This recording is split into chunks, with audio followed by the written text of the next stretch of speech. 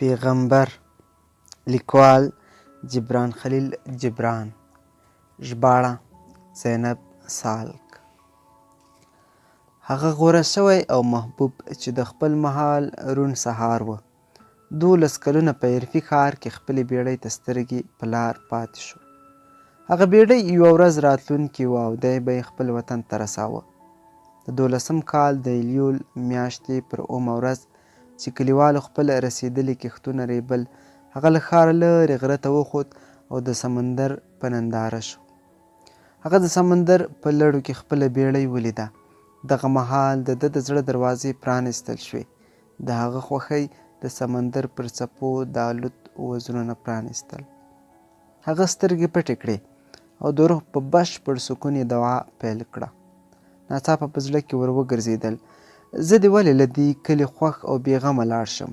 ای خدایه، تر کومه چې ما پر خپل روح یو بل زخم نه وي جوړ کړی، زه له دې کلي نشم تللی. ما د پناه په دې ښار کې د غم، خفګان او سوکالۍ یوه اوږده زمانه تېره کړه. زما د یوازیتوب شپې ډېرې اوږدې وې، خو ناکراره نه وې. په دې کوڅو کې مې د خپلې اروا ډېرې ټوټې شیندلې. زما د ارمانونو ډېره زېږنده د همدغو غرونو په لمنو کې لوبې کوي. اوس څنګه کیدای شي چې پر خپل روح یو څه بار نه کړم، په زړه کې دې یو درس پیدا نه کړم او له دې ځایه دې بېرته ستون شم؟ دا خو څه جامې نه دي چې په اسانه یې له ځانه لرې کړم. زه باید خپل پوستکی په لاسونو وباسم او د خپل ځیګر وینه په خپلو لاسونو وزبېښم. دا کلی خو تش یو خیال او تصور نه دی چې یې پرېږدم، هیر یې کړم، له زړه یې وباسم او لاړ شم. دا خو زما زړه دی، ارمان مې دی چې پوره شوي ارمان او پوه طبیب ښکلی کړی و، خو زه نشم ایسارېدی. سمندر په پیله کې هر څه په خپله غېږه کې نغاړي، غېږ کې یې نیسي، ما هم ځان ته بلي. زه به آخر هم په خپله بیړۍ کې سپرېږم. هغه مهال چې د شپې شیبه شیبه شرر شندې وي، ما ته پاتې کېدل یو جمود دی، له حرکته محروم جمود، داسې لکه هوا چې واوره شي، رڼه شي او په یو جوړښت کې ایساره شي. پاتې کېدل ناشوني دي. دلته چې څه دي، کاش ټول مې له ځان سره وړی شوی، خو دا به کېږي څنګه؟ غږ چې ژبه وزرونه ورکوي، په خپله خو الوځي خو ژبه شاته پرېږدي. خو هغه اړ دی چې د فضا غېږې ته رسېدلو لپاره یوازې والوځي. او همداشان باز هم چې خپلو ځواکمنو وزرونو د لمر وړانګې څیري او د نور په جال کې نغښتې الوځي، نو خپله ځاله خو له ځان سره نشي لیږدولی. زه هم همدې فکرونو په سر اخیستی یم. خفه هم یم او خوشحاله هم چې له غره راښکته شو. بیا یې سمندر ته پام شو، نو ویې لیدل چې بیړۍ یې ساحل ته ورنږدې کېږي. چلوونکي د بیړۍ پر سر ولاړ ولیدل. دا ټول یې وطنوال او د کلي ولس یې و. د هغه ژبه خاموشه وه، خو روح یې هغوی ته داسې بې اختیاره چغې وهلې: ای زما د تلپاتې مور زامنو، تاسې مې تل په خوب لیدی چې د تصور په څپو کې مو لامبو وهله او اوس په ویښه زما پر لوري را روان یاست. ویښه د خوب تر نړۍ ډېره ژوره او پراخه ده. زه هم تللو ته چمتو یم. سفر ته زما لیوالتیا پر بادوبان د خورې ورې هوا د څپو په تمه ده. بس یوه بله ساه اخلم. په دې خاموشه فضا کې د مینې وروستۍ ننداره کوم. بیا نو زه ستاسې خواته درځم او د سمندري مسافرانو همسفر به یم. ای پراخې بحیرې، ای خوبولې مورې، چې ستا په غېږه کې چینو او سیندونو ته ازادي ور په برخه کېږي. زه له تاسو سره ژمنه کوم، مخکې تر هغې چې د ژوندانه سیند په دې کلي کې څو ګامه وړاندې لاړ شي او یا څو شېبې نور هم په دې شنه او سمسوره صحرا کې خپل ترنم روان وساتي، زه تا ته در روان یم. یو محدود څاڅکی په یوه لامحدود سمندر کې چې مخکې لاړ، نو ویې لیدل چې د ډېرو ښځو او نارینهو خپل کښتونه او د انګورو باغونه پرېښي او د ښار دروازې پر لوري را روان دي. هغه واورېدل چې ټولو په یوه خوله او لوړ غږ د ده نوم اخیسته او یو بل ته یې په چیغو سره د هغه د بیړۍ د راتلو خبر ورکاوه. هغه په خپل زړه کې ویل: آیا د بېلتانه ورځ د وصال ورځ هم کیدای شي؟ زه به څه ووایم؟ زما ماښام زما سهار دی. زه به هغه چاته څه ورکړم چې خپله غلۍ زما لپاره په پټیو کې پرېښوده. دا زما زړه به د میوې ډکه ونه نشي چې لپې لپې یې پرېږدي خلکو وویشم. یا مې ذوق تان د غرنۍ چینه شي او دا خلک ترې خپلې پیالې ډکې کړي. چنګ به نشم چې د دوی ګوتې مې لمس کړي او فضا سندریزه شي. شپېلۍ به نشم چې نغمه مې د دوی د روحونو ژورو ته ښکته شي. زما په خاموشۍ کې غښتې پانګه چیرته ده چې اوس یې پر دې خلکو وویشم. کاش نن زما د لو ورځ وای، خو ما په کوم پټي او کومه تیره هیره زمانه کې هم تخم شیندلی چې نن یې وریبم. که نن زما د فانوس اوچتولو ورځ وي، نو آیا زه په خپل فانوس کې هغه وړانګې حس کولی شم چې زما دننه دي؟ ښایي زما فانوس تور او تیاره وي، خو کیدای شي بلکې زه باور لرم چې د شپو له رازه خبردار به پکې تیل واچوي او روښانه به یې کړي. داسې چې لمبه به یې پر لوړو څوکو له سیلیو سره مقابله وکړي. هغه ټولې خبرې وکړې، خو په زړه کې یې داسې ناویلې خبرې هم وې چې ویل یې ناشوني وو، ځکه هغه نه غوښتل چې خپل ټول رازونه په ژبه راولي. کله چې ښار ته ننوت، ټولو پرې په یوه خوله سلام واچاوه. د کلي مشران، ملکان او خانان په بیل کتار کې ودرېدل. هغوی وویل اوس له موږ مه بیلیږه، اوس له موږ نه لرې مه ځه. کله چې موږ په شپه کې وو، نو تا رڼا ورځ راوړه. ستا ځوانۍ موږ ته رنګین رنګین خوبونه راوښودل. ته په موږ کې نه پردی یې او نه میلمه، ته خو زموږ زوی یې، زموږ محبوب یې. زموږ سترګې په خپل دیدن پسې مه ړندوه. مشرانو او مرشدانو ورته وویل مه پرېږده چې د سمندر څپې زموږ ترمنځ دیوالونه شي، او د ژوند هغه زمانه چې له موږ سره دې تېره کړه ماضي ته مه سپاره. ته زموږ لپاره یو روح یې، ستا په سیوري زموږ څېرې روښانه کیږي. ستا نوراني تندی زموږ تندی روښانوي. موږ له تا سره ډېره مینه وکړه، خو ژبه یې نه لرله ځکه په پردو کې پاتې شوه. خو نن هغه له پردو راوتلې تا ته زارۍ کوي او بربنډه ستا په مخ کې ده. او تل همداسې کیږي، مینه د زړه په ژورو کې له ځانه بې خبره وي، خو د بېلتون په وخت کې ښکاره شي. نور هم ډېر خلک راغلل، ټولو همدا یوه غوښتنه لرله، خو هغه هیڅ چا ته هم ځواب ورنه کړ. سر یې ټیټ کړ او ورسره نږدې خلکو یې پر سینه بهیدونکې اوښکې ولیدلې. بیا ورسره ټول خانقاه ته ننوتل. هلته له اعتکاف خونې یوه میرمن راووتله چې د بصیرت خاونده وه. هغې ښځې ته یې په داسې مهربانه نظر وکتل چې له لورینې ډک و، ځکه همدا ښځه وه چې په لومبي ځل یې ده ته ویلي وه ته رښتینی یې. دا هغه وخت و چې دې کلي ته یې د راتلو ایله یوه ورځ کېده. هغې میرمنې ورته وویل ای غوره شویه، له ابتدا خبر او د انتها غوښتونکیه، ډېره موده دې د خپلې بیړۍ لاره وڅارله، دا دی هغه راورسېده. اوس به نو ته هرومرو ځې، ته خپل وطن ته ډېر لیوال یې، هغه وطن چې ستا د زړه لویې هیلې ورسره تړلې. تا اوس نه زموږ مینه ایسارولی شي او نه دا درته خنډ ګرځي چې موږ درته اړ یو. موږ تش دومره غواړو چې وړاندې تر تلو راسره یو دوه خبرې وکړې. له خپلې لوړې رښتینولۍ برخه راکړه. موږ به ستا پیرزویونه خپل اولاد ته وسپارو، هغوی به یې خپل اولاد ته وسپاري، او دغه شان به ستا دغه امانت له موږ سره تل پاتې شي. تا په خلوت او یوازیتوب کې زموږ مطالعه وکړه.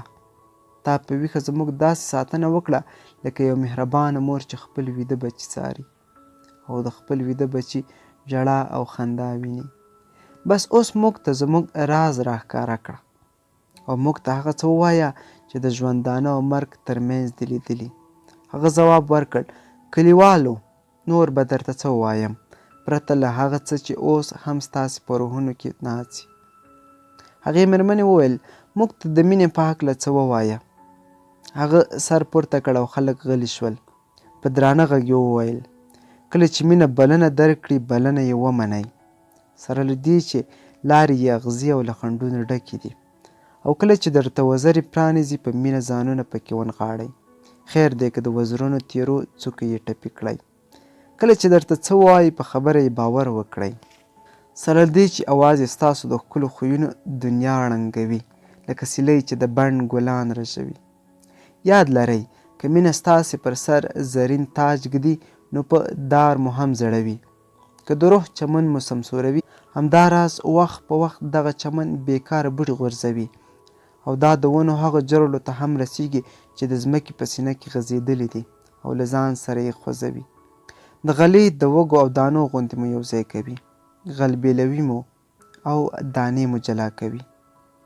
بیا مو ټکوي چې بې داغه مغز مو ښکاره شي، بیا مو خپلې سپېڅلې اور ته ورغورځوي.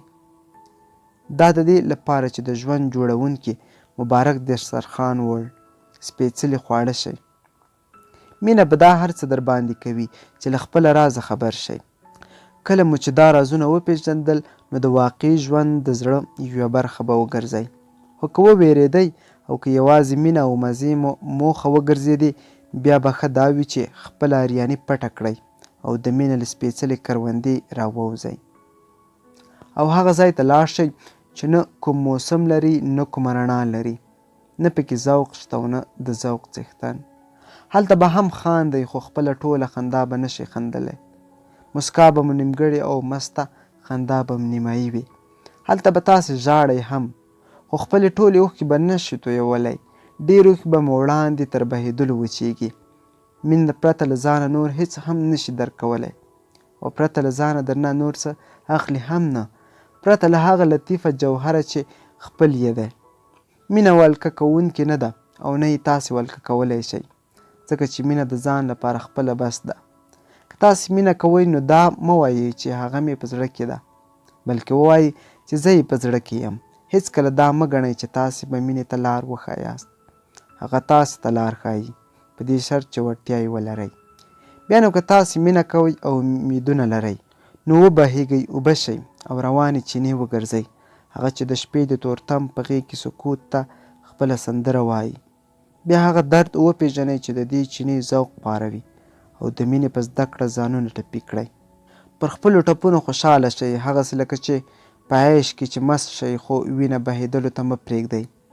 په لمر خاته راویښ شئ لکه زړه مو چې یوه مرغۍ وي، هغه مرغۍ چې وزرونه یې د الوتلو لپاره ډډ کړي وي، او شکر وباسئ چې د مینې کولو لپاره مو یوه بله ورځ هم وموندله. کله چې غرمه مهال آرام کوئ د سکون دغه شیبه هم په مینه ښکلې کړئ او له بې کچې سروره یې خوند واخلئ. چې تر مینې کولو وروسته ماښام کور ته راشئ نو د مینې منندوی شئ. بیا مو خپلې سترګې شپه مهال پټې کړئ او زړه مو د محبوب لپاره له دعاو ډک کړئ چې پر شونډو مو د ستاینې راګ پر نڅا وي. بیا عارفې وویل زما باداره د نکاح په اړه څه وایې؟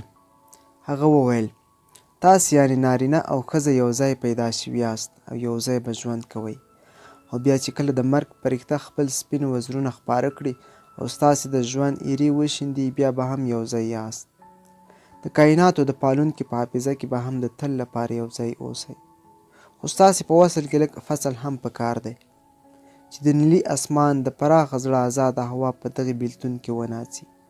له یو بل سره مینه وکړئ خو له جنسي مینې ځانونو ته زنځیر مه جوړوئ. خپله مینه یو څپان سمندر وګرځوئ چې ستاسې د ارواو ترمنځ لکه د دوو ساحلونو په څپو کې ډوب وي. یو د بل جام ډک کړئ خو دواړه په یو جام شونډې مه ږدئ. خپله مڼه یو بل ته ورکړئ خو په شریکه یوه ډوډۍ مه خورئ. یو ځای شئ د یو بل په غاړه لاسونه واچوئ، وناڅئ، عیش وکړئ خو له یو بله بیل پاتې شئ، لکه د ستار د تارونو چې له یوه راګه مستیږي خو یو له بله بیل دي. خپل زړونه خفه کړئ خو د یو بل زړه مه دردوئ، ځکه د قدرت هغه لاس چې ژوند یې در بښلی ستاسې په زړونو د تصرف او ولقې حق هم لري. د ژوند په تودو سړو کې اوږه په اوږه پاتې شئ خو بیخي مه یو کېږئ لکه د جومات ستنې چې په ګډه یې د چت وزن ته اوږه ورکړې ده خو یو له بله بېله ولاړه ده. یا لکه نښتر او څېړۍ چې په یو ځنګل کې ټوکېږي، په یو ځای کې پورته کېږي، په یو هوا کې ساه اخلي او په یو ځمکه کې وده کوي خو یو د بل د څانګې سیوري ته نه غوړېږي. بیا یوې داسې مېرمنې چې په غېږه کې یې ماشوم نیولی وویل موږ ته د ماشومانو په اړه څه ووایه. هغه وویل ستاسې ماشومان ستاسې نه دي، هغه د ژوندانه د ځواک او د تخلیق د جذبې اولاد دی. دا د هغه ژوند زېږنده ده چې د ودې لپاره یې طبیعت ناارامه وي. هغوی ستاسې په مټ استول کېږي خو ستاسې شتمني نه ده. هغوی ته خپله مینه ورکړئ، څومره چې ورکولی شئ او څومره مو چې زړه غواړي، خو خو خپل تخیل مه ورسپارئ، ځکه چې هغوی ستاسې تخیل ته اړتیا نه لري. هغوی له ځانونو سره خپل تخیل راوړي وي. بدنونه یې سوکاله کړئ خو روحونه یې آزاد پرېږدئ، ځکه د هغوی روحونه د سبا ورځې په کاله کې اوسیږي. هغه کور ستاسې له حال او ماضي لرې دی، هغه ماضي او حال چې تاسې پکې اوسیږئ. تاسې هغه کور ته نشئ ننوتی او نه یې تصور کولی شئ. که تاسې غواړئ نو ګام پر ګام ورپسې لاړ شئ، خو هڅه مه کوئ چې هغوی دې هم ګام په ګام در سره لاړ شي، ځکه چې ژوند پر شا نه ځي، نه له پرون سره تمېدلی شي. تاسې لکه لیندۍ یاست او بچي مو لکه غشي چې فضا څیري او خپله لار بیا مومي. د دغو غشو د نښې ویشتونکي لیدونکي یو غشی ویشتونکی دی چې سر ټیټوي او د خپلو مټو په ټول ځواک سره دا لیندۍ راکاږي چې غشی یې ډېره لاره ووهي او ډېر چټک لاړ شي. دا ویشتونکی تل خپل غشی د راتلونکي مهال د افق پر لوري ولي. تاسې هم د دغه غشي ویشتونکي خوښې ته غاړه کیږدئ، ځکه که هغه له خپلو الوتونکو غشو سره مینه کوي نو همهغسې له هغو لیندیو هم خوښ وي چې کلکې او کارنده وي. بیا د کلي یو سوداګر وویل موږ ته هم څه ووایه د راکړې ورکړې په اړه. هغه وویل کله چې تاسې خپل شته ویشئ نو کوم لوی کار نه کوئ، خو که تاسې خپل ځان او نفس وقفوئ نو دغه مهال تاسې په رښتیا هم راکړه ورکړه کوئ. ستاسو شتمني څه ده پرته له هغو څیزونو چې تاسې یې ټول عمر ساتنه کوئ، له دې ویرې چې سبا به له منځه لاړ شي او په درد به مو ونه خوري، او تر اړتیا ډېر محتاط سپي ته به سبا څه ډالۍ راوړي، هغه چې نن په یو سپېره او شګلنه بیدیا کې هډوکي تر شګو لاندې کوي خو خپله د قافلې شاته روانیږي. او د اړتیا فکر څه دی؟ فکر خپله یو اړتیا ده. د تندې فکر هغه مهال په خپله یوه نه ماتېدونکې تنده وي چې کوهی مو له اوبو ډک وي. یو شمېر هغه خلک دي چې له خپلو ډېرو شتو لږ څه ورکوي او دا کار د احسان او نیکنامۍ لپاره کوي. د هغوی د زړه پټې هیلې دغه ډالۍ ګنده کوي. یو شمېر هغه خلک دي چې لږ څه لري خو ټول ورکوي. ځینې هغه دي چې پر ژوندانه او د ژوندانه د نعمتونو په ډېروالي ایمان لري. د هغوی زولۍ هېڅکله تشې نه وي. ځینې هغه دي چې ورکړه کوي او خوشحالیږي او همدغه خوشحالي د هغوی د فیاضي انعام دی. ځینې هغه دي چې ورکړه کوي او پر ورکړه خفه کیږي، همدغه خفګان د دوی سزا ده. ځینې هغه دي چې ورکړه کوي نه پرې خفه کیږي او نه د خوښۍ غوښتنه لري او نه دا انګیري چې دنیا حسن او ثواب دی او نیک عمل د نیکانو برخه ده. هغه داسې ورکړه کوي لکه په مخامخ دره کې د هیلې ونه چې په بې باکۍ سره خپله خوشبويي په ټوله فضا کې شیندي، د هغې له سترګو دنیا ته ګوري او موسیږي. سوالګر ته څه ورکول نیک کار دی، خو لا نیک کار دا دی چې پرته له غوښتنې پرې وپوهیږي او څه ورکړي. سخي ته ورکړه دومره خوند نه ورکوي لکه د سوالګر لټون یې چې ورکوي. نو تاسې خپل داسې څیز چې له تاسې سره دی او خوندي کول یې غواړئ هغه هر څه به یوه ورځ وویشل شي. نو نن یې وویشئ چې خپله یې له ورکړې خوند واخلئ، نه ستاسې وارث. تاسې تل دا خبره کوئ چې زه به یې ورکوم خو حقدار ته. خو ستاسو د باغونو او څړځایونو رمو هېڅکله هم داسې ونه ویل. هغوی خپل ټول شته ورکوي او همدې چارې د دوی ژوند خوندي کړی، ځکه که داسې ونه کړي فنا کیږي. هغه څوک چې له شپې او ورځې خپل حق اخلي له تاسې هم د خپلې برخې خپلولو حق لري، او څوک چې د ژوند په سمندر خپله تنده ماتوي نو ستاسې له وړې چینې هم د خپلې پیالې ډکولو حق لري. او ستاسې حقیقت دی څه؟ دا چې خلک په سینه وهلو او وایولا ستاسې مخې ته ودرېږي، د خپل نفس له عزته پرده پورته کړي چې اړتیا یې بې حجاب او خودداري بې نقابه ووینئ. لومبی خو دا کتل پکار دي چې آیا ته د هغه عزت وړ یې چې ته د دې کار ساز شي. حقیقت خو دا دی چې د ژوند ټولې چینې یو بل ته اوبه ورکوي، یو ژوند بل ژوند ته، یو روح بل روح ته، او یو فطرت بل فطرت ته تکیه ده. او که ته ځان ته هوښیار وایې نو ته د ژوندانه د راکړې ورکړې تش ناظر او لیدونکی یې. ای موندونکیو، تاسو ټول موندونکي یاست خو سوالګر هم یاست. د احسان داسې بار پر اوږو مه اخلئ چې ستاسې او دربښونکو پر اوږو لکه جغ پرېوځي. د دربښونکو د نیت له لوړتیا سره خپله هم پورته شئ، هغسې لکه د ځواکمنو مټو په مرسته چې یو کمزوری او ناروغ پورته کیږي. ځکه کله چې تاسې د خپل پور او احسان تر بار لاندې راځئ گویا د بښونکو په هغه پرانیستي لاس شک کوئ چې مور یې ځمکه ده او پلار یې هغه بخښونکی دی چې بې غوښتلو ورکړه کوي. نو بیا تاسې او ستاسې دا سخیان لا څوک دي چې د طبیعت چارې ځان ته منسوب کړي. بیا یو بوډا ډوډۍ پخوونکي وویل له موږ سره د خوراک څښاک په اړه خبرې وکړه. هغه وویل څومره به ښه وه که تاسې یوازې د ځمکې د خوشبو په بویولو ژوندي پاتې کېدای شوای، د هغې ونې په څېر چې یوازې د لمر په رڼا ژوندی ده. خو که ستا طبیعت ته اړ باسي چې خپل خواړه د نورو په وژلو ترلاسه کړې، او که غواړې چې د خپلې تندې د ماتولو لپاره ماشومان د هغوی د میندو له شیدو بې برخې کړئ، نو داسې څه وکړئ چې دا کار مو په عبادت کې حساب شي. ستاسې دسترخوان داسې قربانګاه په کار ده چې د ځنګله معصوم او پاک ژوي پرې په معنوي توګه ځانونه قربان کړي. کله چې ته د یو څاروي په مرۍ چاړه ږدې نو په زړه کې ووایه هغه ځواک چې له تا ژوند اخلي له ما یې هم اخلي. زه هم ستا غوندې پناه کېدونکی یم، ځکه د قدرت کوم قانون چې تا زما خواړه ګرځوي ما به تر ما د ځواکمن خوراک وګرځوي.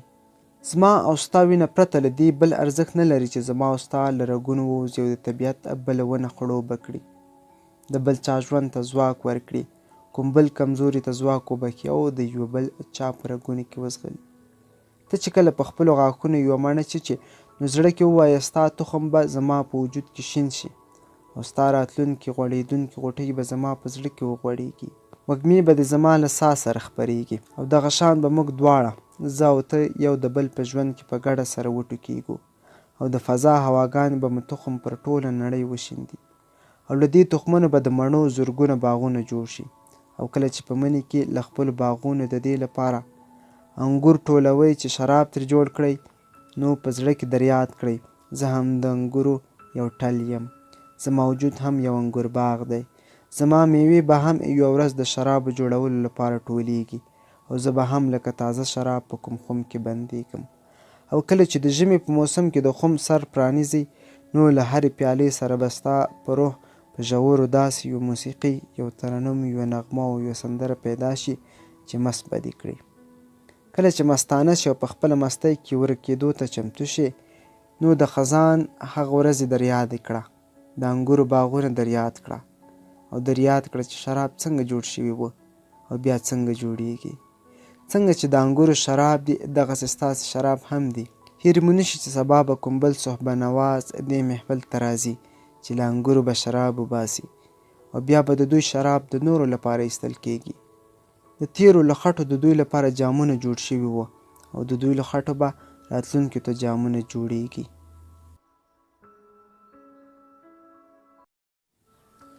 پیغمبر، لیکوال جبران خلیل جبران، ژباړه زینب سالک.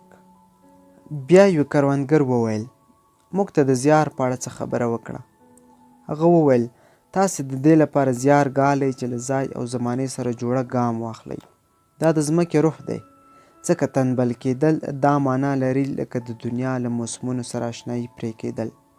کاهل ګرځېدل داسې دي لکه له یوې ډلې وروسته پاتې کېدل، له هغې ډلې چې په ډېر ویاړ سره د یو لامحدود وجود پر لوري خوځي. کله چې تاسې زیار باسئ په کار ده چې په شپېلۍ بدل شئ، چې د زړه درزا یې د یوې لازوالې نغمې په څېر پر انساني ژوند خپره شي. په تاسې کې څوک غواړي چې په نیستان کې د یو خاموش او بې غږه بوټي ډنډر جوړ شي، چې ستا د څنګ ټول بوټي له موسیقۍ لبریزه فضا کې سندریز وي او ته پکې خاموشه یې. تاسو ته ویل شوي چې زیار کول لعنت او هڅه کول مصیبت دی، خو زه تاسو ته وایم کله چې زیار ګالئ نو تاسې د کائناتو هغه لوړ هدف پوره کوئ چې تاسې د هغه لپاره په همغه ورځ ټاکل شوي وئ، په کومه ورځ چې دا هدف پیدا شوی و. تاسو چې د زیار لمنه نیسئ نو بېشکه د ژوند لمنه نیسئ. په خواریو سره د ژوند ښایسته کول دا د ژوندانه له خوږو رازونو خبرېدل دي. خو که تاسې د تکلیف پر مهال خپل زیږون زحمت وګڼئ او که خپله د ژوندانه اړتیا پر خپله ټنډه یو لیکل شوی لعنت وګڼئ نو زه به درته دا ووایم چې دا لعنت پرته ستاسې د تندي له خولو نور څه نشي وینځلی. خلک درته وایي ژوند تیاره دی او ستاسې بیکاري چې ده هغه مو له بیکاره خلکو سره یو ځای کوي.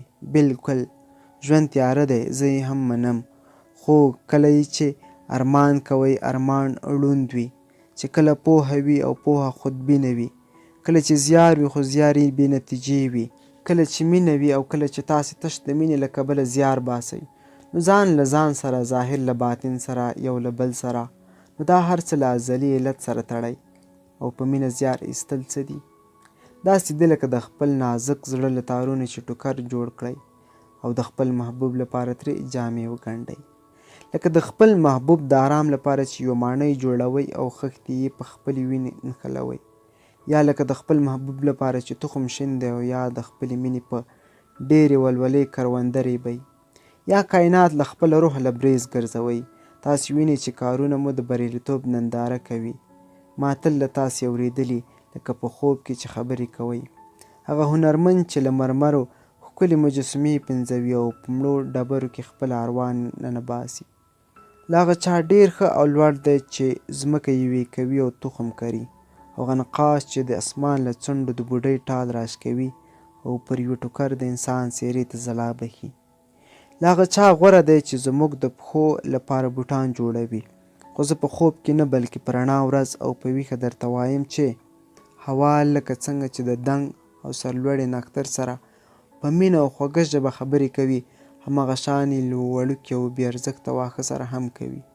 او غوره هغه دی چې له هوا څخه د خپلې مینې په جادو یو آسماني سندره جوړه کړي. زیار په اصل کې د محبت یو د لیدلو وړ عظیمه هنداره ده. محبت جسم او زیار یې روح دی. که په مینه زیار نشي ایستی او په مات زړه ورته تیارېږئ، نو ښه به دا وي چې ترې تېر شئ. د مندر په دروازه کې کښېنئ او له هغو خلکو خیرات وغواړئ چې په ډېره خوښۍ له خپلو کروندو راګرځي چې د دیوتا درناوی وکړي. ځکه کله چې تاسې په نه زړه ډوډۍ پخوئ، نو هرومرو به ترخه وي او یوازې د هغو خلکو د خېټو او اور مړ کولی شي چې نیم انسانان دي. بیا یوې ښځې وویل: موږ ته د غم او سرور کیسه وکړه. او هغه ځواب ورکړ: ستا سرور په حقیقت کې ستا غم دی چې نقاب یې پرېوتی دی. په هغه څاه کې چې ستا خنداګانې انګازې کوي، اوښکې دې هم پکې څڅېدلې دي. او پرته له دې نور کیدای څه شي؟ ته چې په خپل وجود کې غم ته څومره ځای ورکولی شي، هماغومره به خوښي هم پکې ځایېږي. آیا کومه پیاله چې ستا له شرابو لبریزه ده، د کلال په بټۍ کې نه ده وریته شوې؟ او هغه شپېلۍ چې نغمه یې ستا روح ته سکون بخي، د کړکۍ هغه ټوټه نه ده چې مغز یې په چاقو سره توږل شوی او سینه یې سوری سوری شوې ده. کله چې تاسې له سروره مالامال یاست، نو د خپل زړه ژورو ته په غور وګورئ. تاسې به ومومئ چې څه غم درکوي، هماغه سرور هم دربخي. او کله چې خفه یاست، نو خپل زړه ته سر ورښکته کړئ. وبه ګورئ چې په اصل کې د هماغه څه لپاره خفه یاست چې خوښي درکوي. ځینې له تاسې وایي سرور له غمه بهتر دی، او ځینې نور وایي نه، غم برتر دی. خو زه درته وایم چې دواړه نه بیلیږي او د پرتلنې وړ نه دي. دواړه جوړه راځي که یو دې پر دسترخوان ناست دی، بل دې په بستره کې وده دی. رښتیا خو دا دی چې تاسې د تلې هغه ډنډه یاست چې د دواړو پلې مو نیولي دي. کله چې د ژوندانه پانګه پلورونکی د سرو او سپینو د تللو لپاره تله اوچتوي، نو پلې یې خوځي او ډنډه د هغه تر لاس لاندې ده چې زیرموال وي. بیا یو معمار رامخکې شو، ویې ویل: موږ ته د ودانیو او کورونو په اړه څه ووایه. هغه وموسېد او په مسکا مسکا یې وویل: مخکې له دې چې په کلي کې یو کور جوړ کړې، هلته د خپلو تصوراتو یو بڼ زرغون کړه. ځکه کله چې ماښام مهال ستاسې جسم کور ته راستنېږي، دغه شان ستاسې اروا روح هم د ځان لپاره ځاله ګوري. ستا اصلي کور ستا جسم دی. هغه د لمر په پلوشو کې غوړېږي او د شپې په خاموشۍ کې ویده کېږي. په هغه کې یوه نړۍ رنګین خوبونه دي. ته څه وایې چې ګینې په دې کور کې خوبونه نشي لیدای؟ نو آیا د کور والا چې له ښاره بهر غرونو او درو ته لیږدي، پرته له خوبونو لیدلو لیږدي؟ کاش چې ستاسې ټول جسمونه زما په موټي کې وای، او ما لکه د یو کروندګر په څېر په کروندو او ځنګلونو کې شیندلی وای. کاش چې د غرونو درې ستاسې سړکونه وای، او لارې مو د شنو کروندو لارې وای. او دا د دې لپاره چې تاسې د انګورو په باغونو کې یو بل پیژندلی وای. بیا مو د خاورې او ځمکې خوشبویي له ځانونو سره کورونو ته وړې وای. خو اوس داسې نشي کېدی. ستاسې پلار نیکه ویرې اخیستی و، او ویرې دومره بد خواصه کړي وه چې خپلو ماشومانو ته یې له پلار نیکه سره اوسېدل ښودلي وه. اوس به د څو ورځو لپاره ستاسې پناه ښار د نغریو او کروندو په منځ کې ګیر وي. او ای ویناوالو، ما ته ووایاست چې ستاسې په کورونو کې داسې څه دي چې د ساتلو لپاره یې تاسې خپلو دروازو ته تالې اچوئ؟ آیا ستاسې زړه سکون لري؟ د طلب هغه ذوق چې ستاسې د ځواک عظیمه سرچینه ده، آیا ستاسې په زړونو کې د تیر وخت یادونه شته؟ هغه چې د زړونو بلندۍ داسې نښلوي لکه یو پل. آیا تاسې ښکلا لرئ؟ هغه ازلي ښکلا چې زړه مو له خښتو او تیږو بیل کړي او د سپېڅلتیا غره ته یوسي. ما ته ووایاست، آیا شته ستاسې په کورونو کې څه داسې څیز؟ او که پرته له سوکالۍ نور هیڅ هم نه لرئ؟ سوکالي هغه غله ده چې لومړی ستاسې کره د میلمنو په توګه راځي او بیا کوربه ګرځي او بیا له ځانه د کور څښتنه جوړه کړي، بیا در سره لوبې کوي، بیا په زور وهلو او تړلو ستاسې له لوړو هیلو ځان ته نانځکې جوړوي. لاس یې وریښمین خو زړه یې فولادي دی.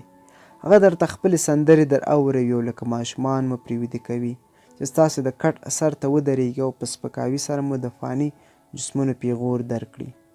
هغه ستاسې په سلیم عقل پورې ملنډې وهي او بیا یې په پستو پوښونو کې داسې تاووي لکه څوک چې د ښیښې یو نازک لوښی پکې تاووي.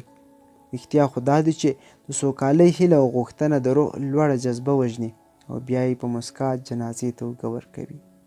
خو ای د پراخې فضا اولاده، تاسې په سکون کې مضطرب یاست.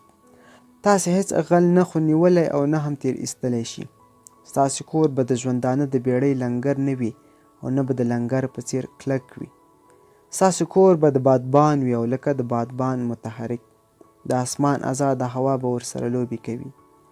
هغه به د زخم د پاسه له زوو ډک پوستکی نه وي، بلکې د سترګو پرده به وي چې سترګې به ساتي. دې کاله ته د ننوتلو لپاره به دې ته اړ نه یاست چې خپلې وزرې در ونغاړئ یا خپل سرونه ټیټ کړئ چې له چتونو سره ونه لګېږي. تاسې به دا ویره نه لرئ چې خپلې ساګانې روغ کړئ. سیاسي نه د کور دیوال یا محراب مو درزونه وکړي او وغورځېږي.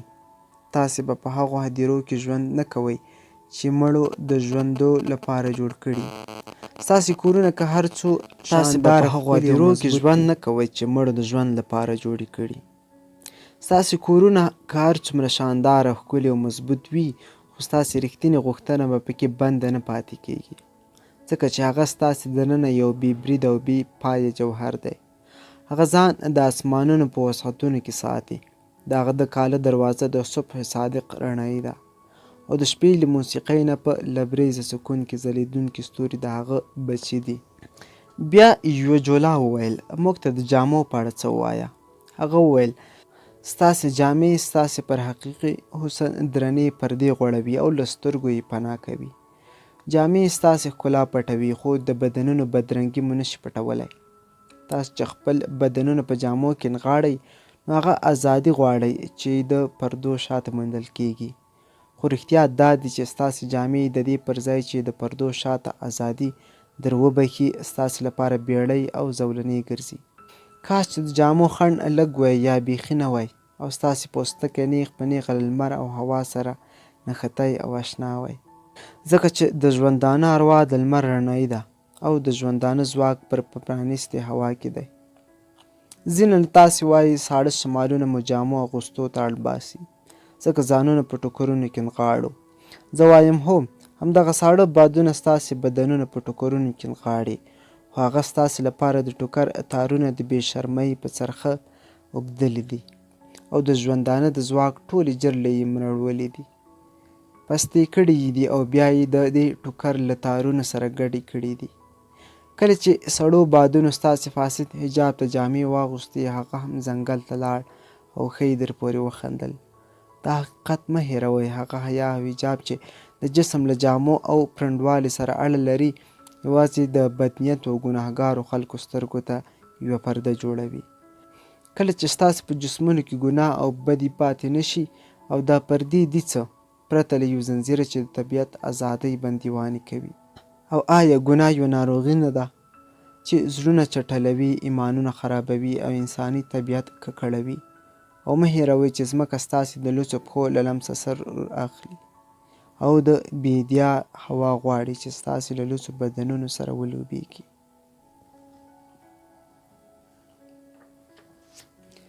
بیا یو سوداګر وویل موږ ته د پیر او پلور په اړه سلا مشوره راکړه. هغه ځواب ورکړ ځمکه له تاسې خپله ټوله شتمني او میوې دانې زاروي او که تاسې خپلې ځولۍ د هغې له ډالیو ډکې کړئ نو هیڅ وخت به هم محتاج نشئ.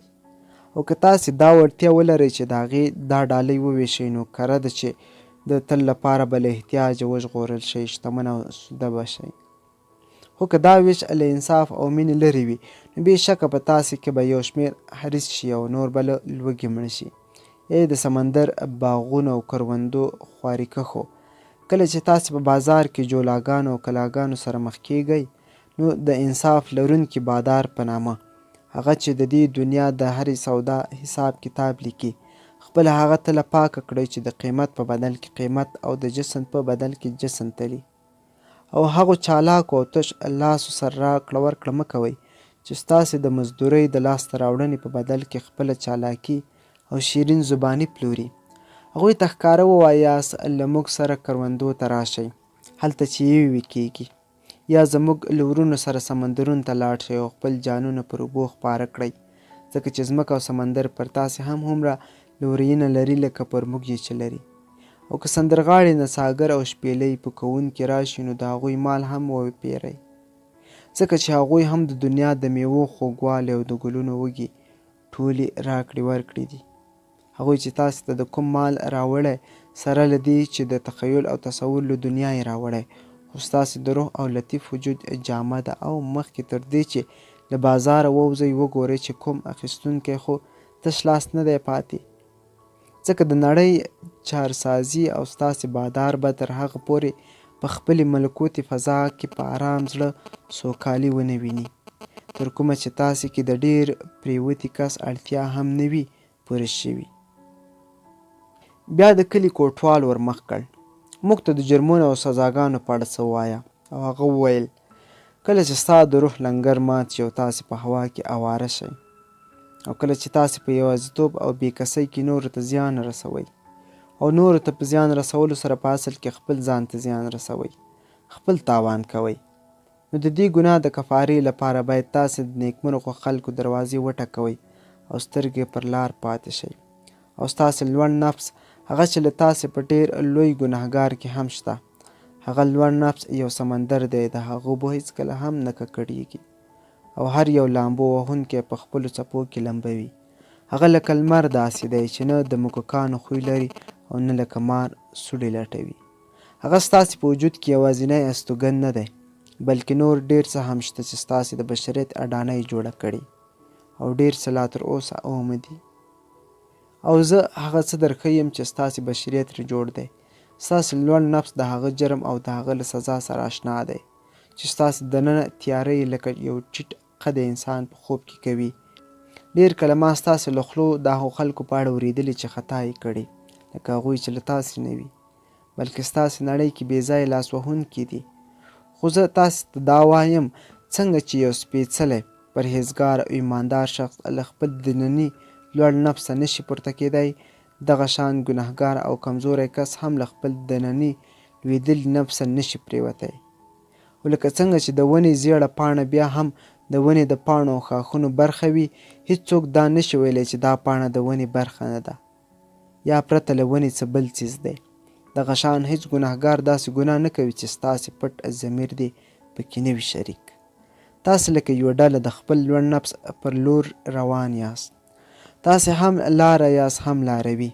او کله چې په دې ډله کې یو څوک تیندک خوري او غورځېږي نور هغسې له ګواښه خبروي لکه په لاره کې پرته تیږه، او که د څنګ چټک ملګری یې راجګ نه کړي هماغسې غورځېدلی یې پرېږدي او ترې لاړ شي، نو لکه په لوی لاس چې د راروانو خلکو لپاره په لاره کې ډبرې پرېږدي. او دا هم واورئ خیر که خبرې مې درته هر څو ترخې وي چې مقتول د خپل قتل په جرم کې شریک دی او لوټ شوی کس د خپلې تباهۍ له توره سپین نه دی. سپین او بېګناه د مجرم او ګناهګار په چارو کې هرومرو شریک دی، او داسې هیڅ بېګناه نشته چې د هغه لاسونه دې د بدکارانو په چارو کې ککړ نه وي.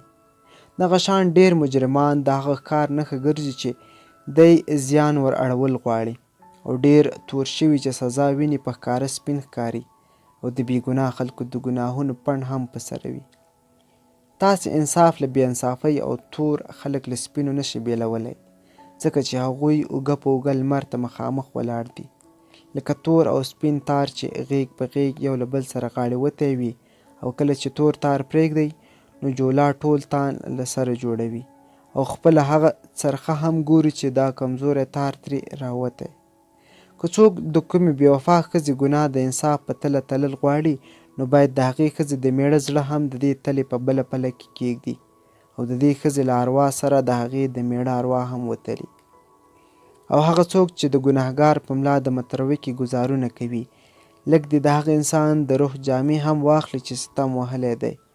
که په تاسې کې څوک غواړي چې د حق او انصاف په نامه ګناهګار ته سزا ورکړي او د ګناه ونه د انصاف نه په تبر ووهي، نو یو ځل د دې ونې جرلې هم وګوري، او کله چې هغه جرلې وویني نو دا حقیقت به ورته ښکاره شي چې د ځمکې په ژورو کې د ښې او بدې میوه لرونکې او بې میوې ونې جرلې یو بل ته غاړې وتې وي.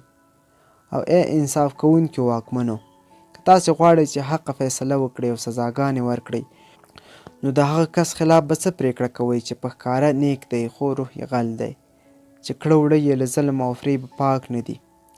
دی خپله هم د نورو د فریبو ښکار او د ظلم مظلوم دی. او تاسې به هغه چا ته څنګه سزا ورکوئ چې د پښیمانۍ پله یې تر ګناه درنه ده؟ آیا پښیماني هم د هغه قانون له مخه یوه سزا نه ده چې تاسې یې پلي کوئ؟ خو دا سزا داسې ده که تاسې هغه بې ګناه ثابتول غواړئ، ځای نه نیسي او نه یې د ګناهګار له زړه ایستلی شئ.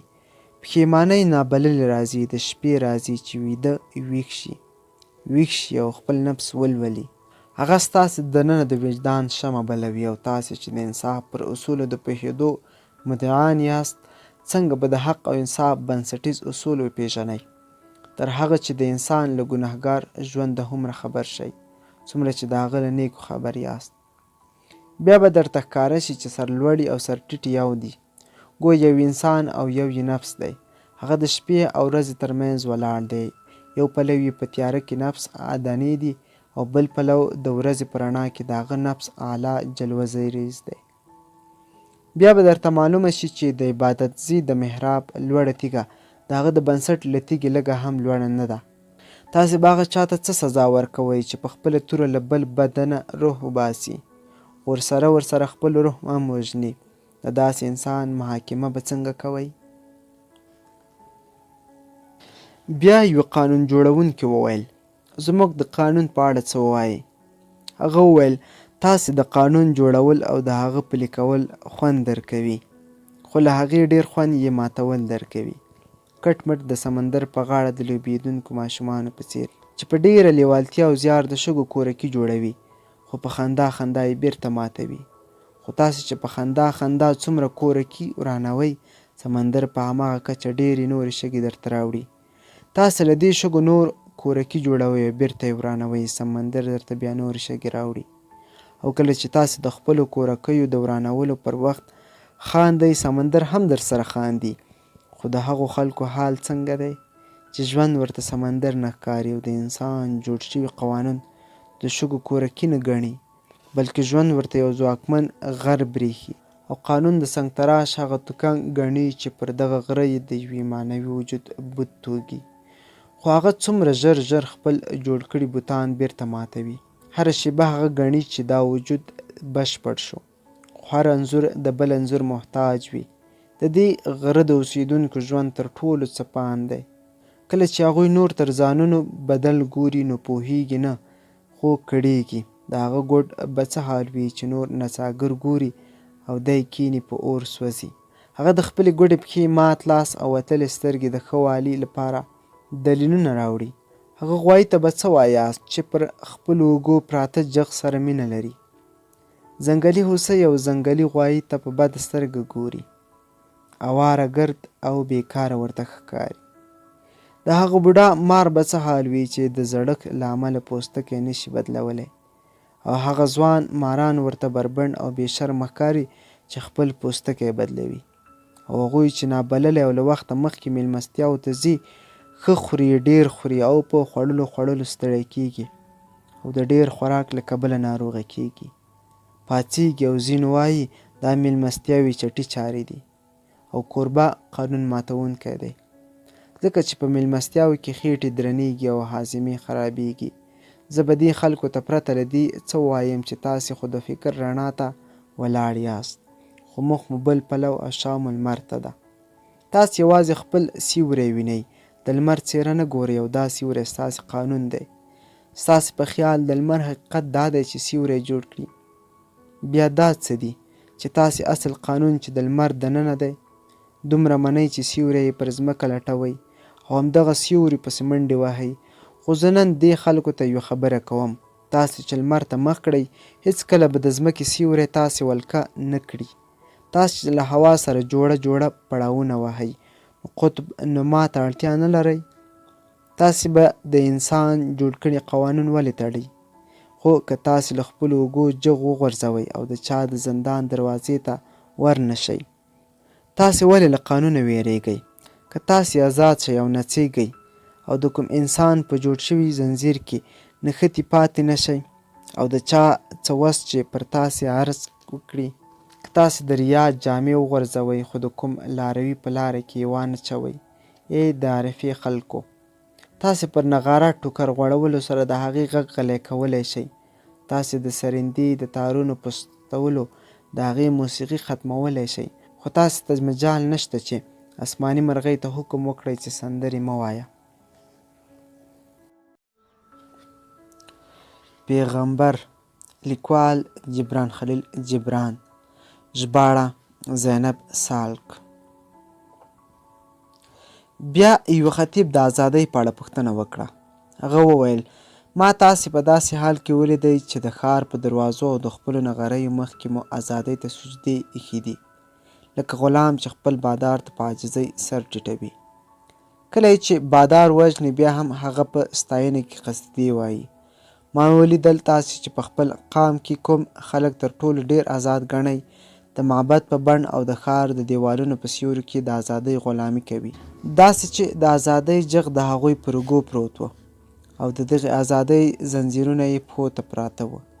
ما چې کله دا هر څه ولیدل نو د زړه له زخمه مې وینې په بهېدو شوې، ځکه چې تاسې هغه وخت آزاد بلل کیږئ چې د ازادۍ هیله هم د ځان لپاره بندیز او زنځیر وګڼئ، او کله چې تاسې د ازادۍ هسې نوم یادول پرېږدئ چې ګنې هغه ستاسې منزل او د هیلو بشپړتیا ده. بېشکه هله به تاسې آزاد یاست چې ورځ مو له فکرونو او شپه مو له غمونو او اړتیاو خوندي وي، خو ستاسې ازادي به هغه وخت پراخه شي چې فکرونه او غمونه مو له ژوند سره غاړه غړۍ وي، خو تاسې ترې خپله لمنه ټولوئ، بربنډ له قید او بنده یې بې پروا او پاک، او تاسې د شپې او ورځې له بندیزونو ځانونه نشئ ژغورلی تر هغه چې هغه زنځیرونه مات نه کړئ چې تاسې پرې له پیله د ژوند رڼه ورځ تړلې ده.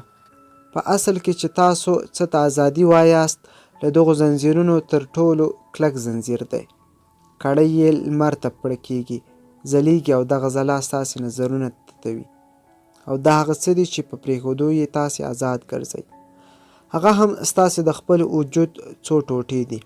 تاسې چې د کوم قانون په منسوخولو ازادي ترلاسه کول غواړئ که ناانصافه وي او تاسې ترې ځانونه آزادول غواړئ، نو په یاد ولرئ چې دا قانون تاسې په خپله جوړ کړی دی او خپله مو پر خپلو ټنډو لیکلی دی. تاسې د قانون د کتابونو په سوځولو سره قانون له منځه نشئ وړی او نه د خپلو واکمنو د ټنډو په وینځلو سره هغه څه ورکولی شئ چې پرې لیکلي دي، ان که په اوس سمندرونه یې هم ووینځئ.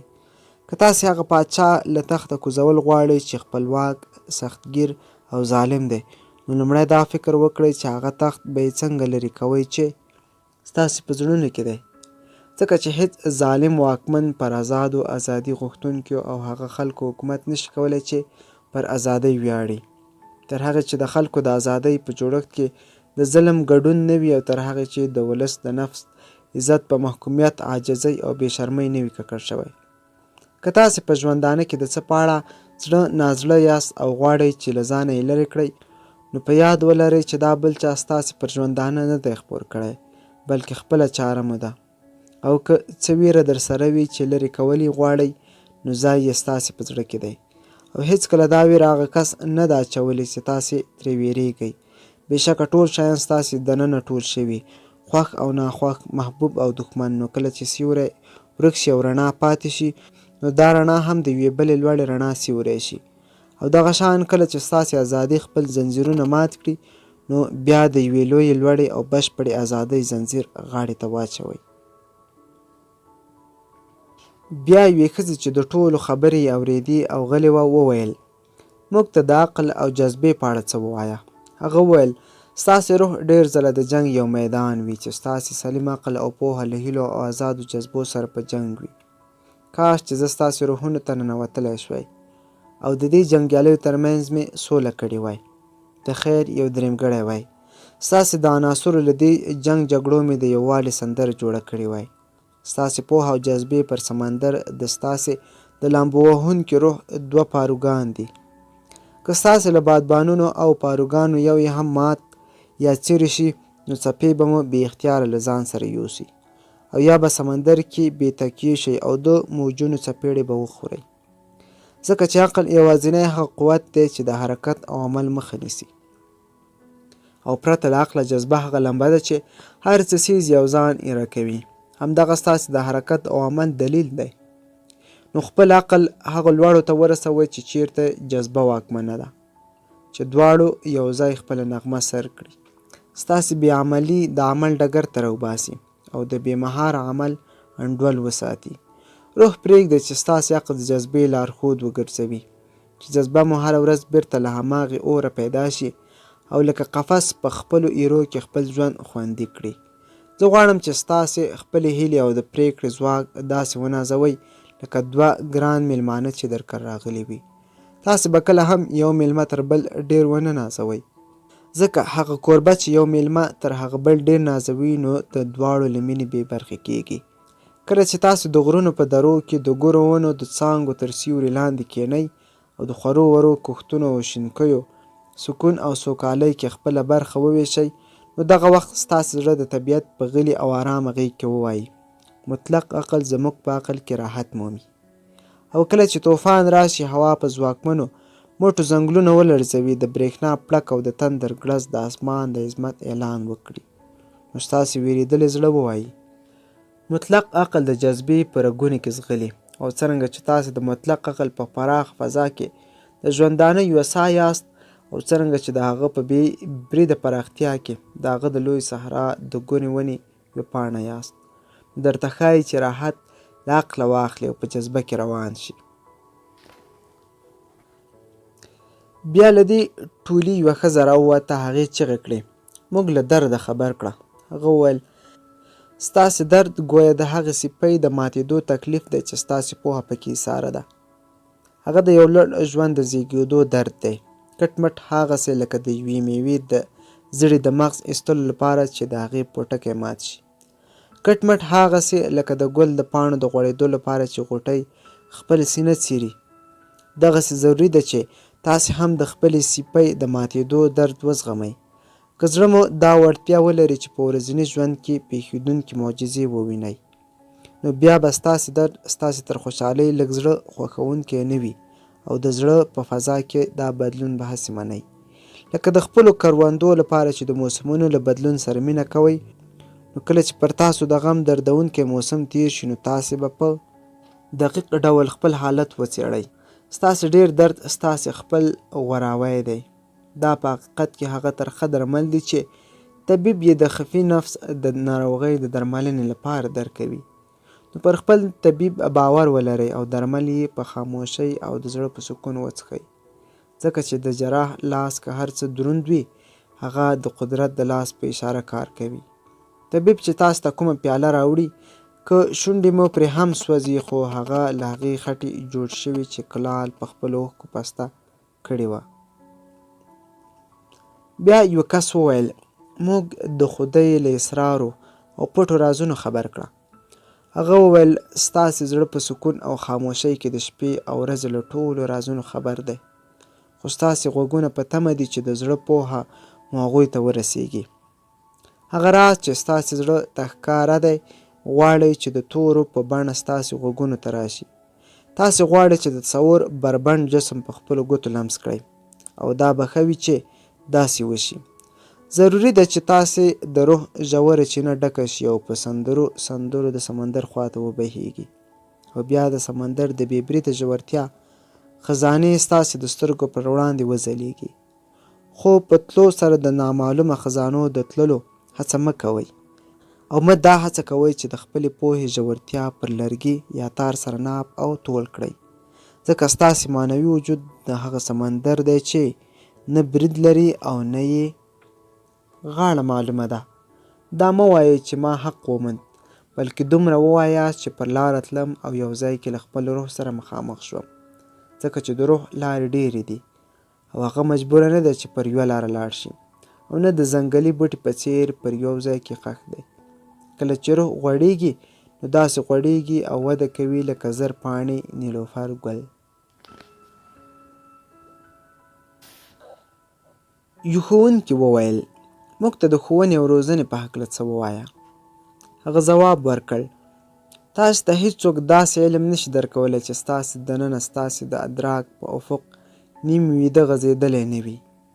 هغه ښوونکی چې د مدرسې د دیوال سیوري ته یا د جومات په محراب کې له خپلو شاګردانو سره د پوهې په اړه خبرې کوي، په حقیقت کې خپل علم نه بلکې خپل ایمان او خپله مینه هغوی ته بښي. که هغه د پوهې څښتن دی نو تاسې ته خو نه وایي چې زما د عقل کور ته ننوځئ، بلکې تاسې ته ستاسې د زړه لارې درښیي. یو نجومي د پراخې خلا او اسماني ستوریو په اړه تاسې ته د خپلې پوهې یادونه کوي، خو د څیزونو د څرنګوالي ادراک د تمیز ځواک تاسې ته په لاس نه درکوي. یو موسیقي غږونکی خپل راګ تاسې ته غږولی شي، خو هغه غوږ نشي درکولی چې دا نغمه وپېژنئ، او نه هغه اواز درکولی شي چې دا نغمه فضا ته پورته کړي. او هغه څوک چې په ریاضي او شمار پوهیږي تاسې ته د وزن او پیمانې اصول درښودلی شي، خو له ځان سره مو د وزن او پیمانې وسعت ته نشي بوتللی. د چا د زړه موج د چا بصیرت د نورو خلکو نظر ته ورزرې نشي ورکولی. نو دغه شان تاسې هر یو د کلي عقل له پراخه علمه جلا جلا د خپل اهلیت په اندازه خپل مقام لاسته راوړئ. دغه شان په تاسې کې هر یو د نړۍ او ما فوق نړۍ په اړه جلا جلا پوهه لرئ. دا پوهه شریکه نشي کېدی. دغې پراختیا په ځان کې د انسانانو شراکت نه مني. بیا یو ځوان رامخې ته شو او ویې ویل: موږ ته د ملګرتیا او انډوالۍ په اړه څه ووایه؟ هغه ځواب ورکړ: ستاسې ملګري هغه اړتیا ده چې پوره شوې ده. هغه ستاسې د مینې کرونده ده چې د محبت تخم مو پکې شیندلی. تاسې دا کښت په مننه او ډاډ سره ریبئ. هغه ستاسې دسترخوان او ستاسې نغری دی، ځکه چې تاسې له خپلې لوږې سره هلته ځئ او د ځان لپاره ترې هوساینه غواړئ. او کله چې ستاسې ملګری د زړه خبره درته وکړي، تاسې نه د خپل زړه نه ویل متردد کوي او نه له خپلې هو هغه بې برخې ګرځوئ. او کله چې هغه غلی وي بیا هم ستاسې زړه د هغه د زړه خبرې اترې اوري، ځکه چې د دوستۍ ټول فکرونه، ټول خیالونه، ټولې غوښتنې او ټولې ارادې بې د تورو له مرستې پیدا کیږي. او دوه ملګري له دې خوند او سرور اخلي پرته له غوښتلو. کله چې له خپل ملګري بیل شئ مه خفه کیږئ، ځکه په هغه کې چې ستاسې څه خوښیږي هله به درته ښه واضح شي چې هغه درسره نه وي. لکه غر، کله چې تاسې پرې وخیژئ ټوله بڼه یې درته په سمه توګه نه ښکاري، هغسې لکه چې په لمن کې ودرېږئ او درته لوړه ښکاره شي. او ملګرتیا باید پرته له دې چې تاسې دواړه یوې روحاني ژورتیا ته بیایي بل مطلب ونه لري، ځکه مینه نه غواړي چې راز یې ښکاره شي. او هغه مینه چې دا غواړي هغه مینه نه بلکې غوړېدلی جال دی، او هغه خلک پکې ډېر نښلي چې بې پایلې وي.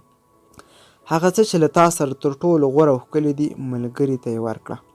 که هغه غواړي چې ستا لوړې ژورې وویني نو د خپل دریاب سرکشي هم ور وښیه، ځکه هغه ملګری به څه وي چې ته پرې خپل تش وخت ډک کړې، هغه وخت چې پر تا سخت تېرېږي. ملګری هغه وخت ولټوه چې د عمل د ویښتیا وخت تېرول غواړي، ځکه چې د ملګري دنده ستا د غوښتنو او اړتیاو پوره کول دي، نه دا چې ستا د وخت تشه کاسه ډکه کړي. د ملګرتیا له خوږوالي سره خپله مسکا او خوښي ګډه کړه، ځکه د ژوند دروازې هغه وخت پرانیستل کېږي چې خوشبویه پرخه یې پر زړه ورېږي او هغه تازه او سمسوره وي. او بیا د کلي له پوهانو او فاضلانو څخه یې وویل: د وینا د ذوق په اړه هم څه ووایه؟ هغه وویل تاسې هله خبرې کوئ چې فکرونه مو له سکونه بې برخې شي او د زړه د چوپتیا په یوازیتوب کې پاتې کېدل درته ناشوني شي. بیا پر خپلو شونډو کښېنئ او له ژبې او اواز سره لوبې پیل کړئ او ستاسې د وینا په ګڼه ګوڼه کې ستاسې فکرونه تر پښو لاندې شي او ووژل شي، ځکه چې تفکر د پراخې فضا یو مرغۍ ده او د وینا په پنجره کې کله کله خپل وزرونه پرانیزي خو الوتی نه شي. په تاسې کې ډېر د ګړېدونکو خلکو خواته ځکه ورځي چې د خیالونو له یوازیتوبه ډارېږي. د هغوی د خیالونو یوازیتوب هغوی د خپل روح له بربنډوالي خبروي او هغوی له دې منظره تښتېدل غواړي. هغوی دا بربنډوالی هېرول غواړي ځکه ژر ژر او ډېرې خبرې کوي. ځینې داسې دي چې پرته له علم او دور اندیشۍ غږېږي او هغه په ناپامۍ کې د لارې په سر له داسې حقیقتونو پرده پورته کوي چې خپله پرې هم نه پوهیږي، او ځینې داسې دي چې په هغوی کې دننه حق روښانه او ژوندی دی خو په الفاظو کې اظهار نه کوي. هغوی د زړه خلوت د ژبې جلوت ته نه ورکوي، یا یې همت نه لري، یا مختار نه دي، مجبور دي، یا سره له دې چې توان یې لري نه یې کوي. د دوی په سینو کې د بیان روح غلی وي، خو دا چوپتیا له شعوریته لبریزه وي. کله چې تاسې بازار یا کوڅه کې له خپل ملګري سره مخ شئ نو روح مو پرېږدي چې شونډې مو په حرکت راولي او ژبې ته مو لاره وښیي چې پر ژبه مو د حق غږ ګویان شي، او د ملګري په غوږونو کې مو د زړه لوړ حقیقت داسې له کیفیته ډک یادګار شي لکه څنګه چې ستاسې د سترګو په سرو تارونو کې د شرابو کیفیت باقي پاتې کیږي. هغه وخت چې کمسارې شراب بې رنګه شوي وي او مینا ماته شوي وي. بیا یو نجمي وویل زما آقا د ژوندانه د ورځو په اړه راته څه ووایه. هغه وویل تاسې غواړئ چې د ژوندانه وخت مناب کړئ، خو هغه نه ناب کیږي او نه تلل کیږي. تاسې غواړئ چې د خپلو کړنو او روح لاره له وخت او موسم سره برابره غوره کړئ. تاسې پوهیږئ چې وخت لکه دریاب دی، تاسې پر غاړه ناست یاست او د بهیدونکو اوبو ننداره یې کوئ، خو ستاسې دننه داسې څه شته چې د وخت بندیزونه نه مني. هغه پوهیږي چې په ژوندانه کې د وخت او ساعت کار نشته. هغه پوهیږي چې پرون په نن کې د ماضي یو انځور دی، بې بنسټه، او سبا د نن خوب دی، تیر ایستونکی تصور. او هغه پوهیږي چې ستاسې دننه چې کوم څیز سندربول او متفکر دی اوس هم د هغه لومړنۍ ګړۍ بریدونو کې ګیر دی، په کومه ګړۍ کې چې په اسمان کې ستوري خپاره شوي وو. په تاسې کې څوک دی چې په دې پوه نه شي چې په هغه کې د محبت بې کچه وړتیا شته، خو هغه څوک دی چې دا احساس ونه لري چې هغه مینه چې انتها ده د ده د محدود وجود دننه ایساره ده. نه یې د عشق فکرونه په یوه ټاکلې لړۍ کې یوند کوي او نه یې کارونه په یو معلوم ترتیب یو په بل پسې دي. او آیا وخت هم لکه د مینې نه ویشل کېدونکی بې بریده نه دی او بې قیده تګ نه دی؟ خو که تاسې مجبور یاست چې په خپل فکر کې وخت په موسمونو او زمانو وویشئ نو هر موسم په نورو موسمونو کې ونغاړئ او خپل نن د پرونه له یاد او د سبا له هیلو سره غاړه غړۍ کړئ. بیا د کلي له خانانو یې وویل موږ ته د نیک او بد توپیر وښیه. هغه وویل په تاسو کې چې څه نیک او ښه دي زه به یې یادونه وکړم، خو څه چې بد او خراب دي زه به یې په اړه څه ووایم. ځکه چې بد د نیکۍ هغه تنده ده چې څېره یې درد، هیله او اشتها فتح کړې ده، او چې تږي وي نو ګنده اوبه هم څښي.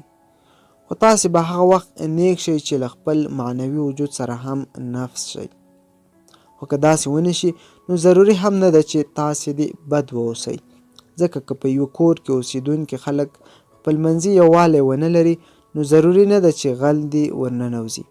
کیدای شي چې د کور نفاق تر کوره محدود پاتې شي، لکه څنګه چې د یوې بیړۍ پارو مات شي خو هغه بیا هم په سمندر کې موجونه وهي، او ضروري نه ده چې هغه دې ډوبه شي.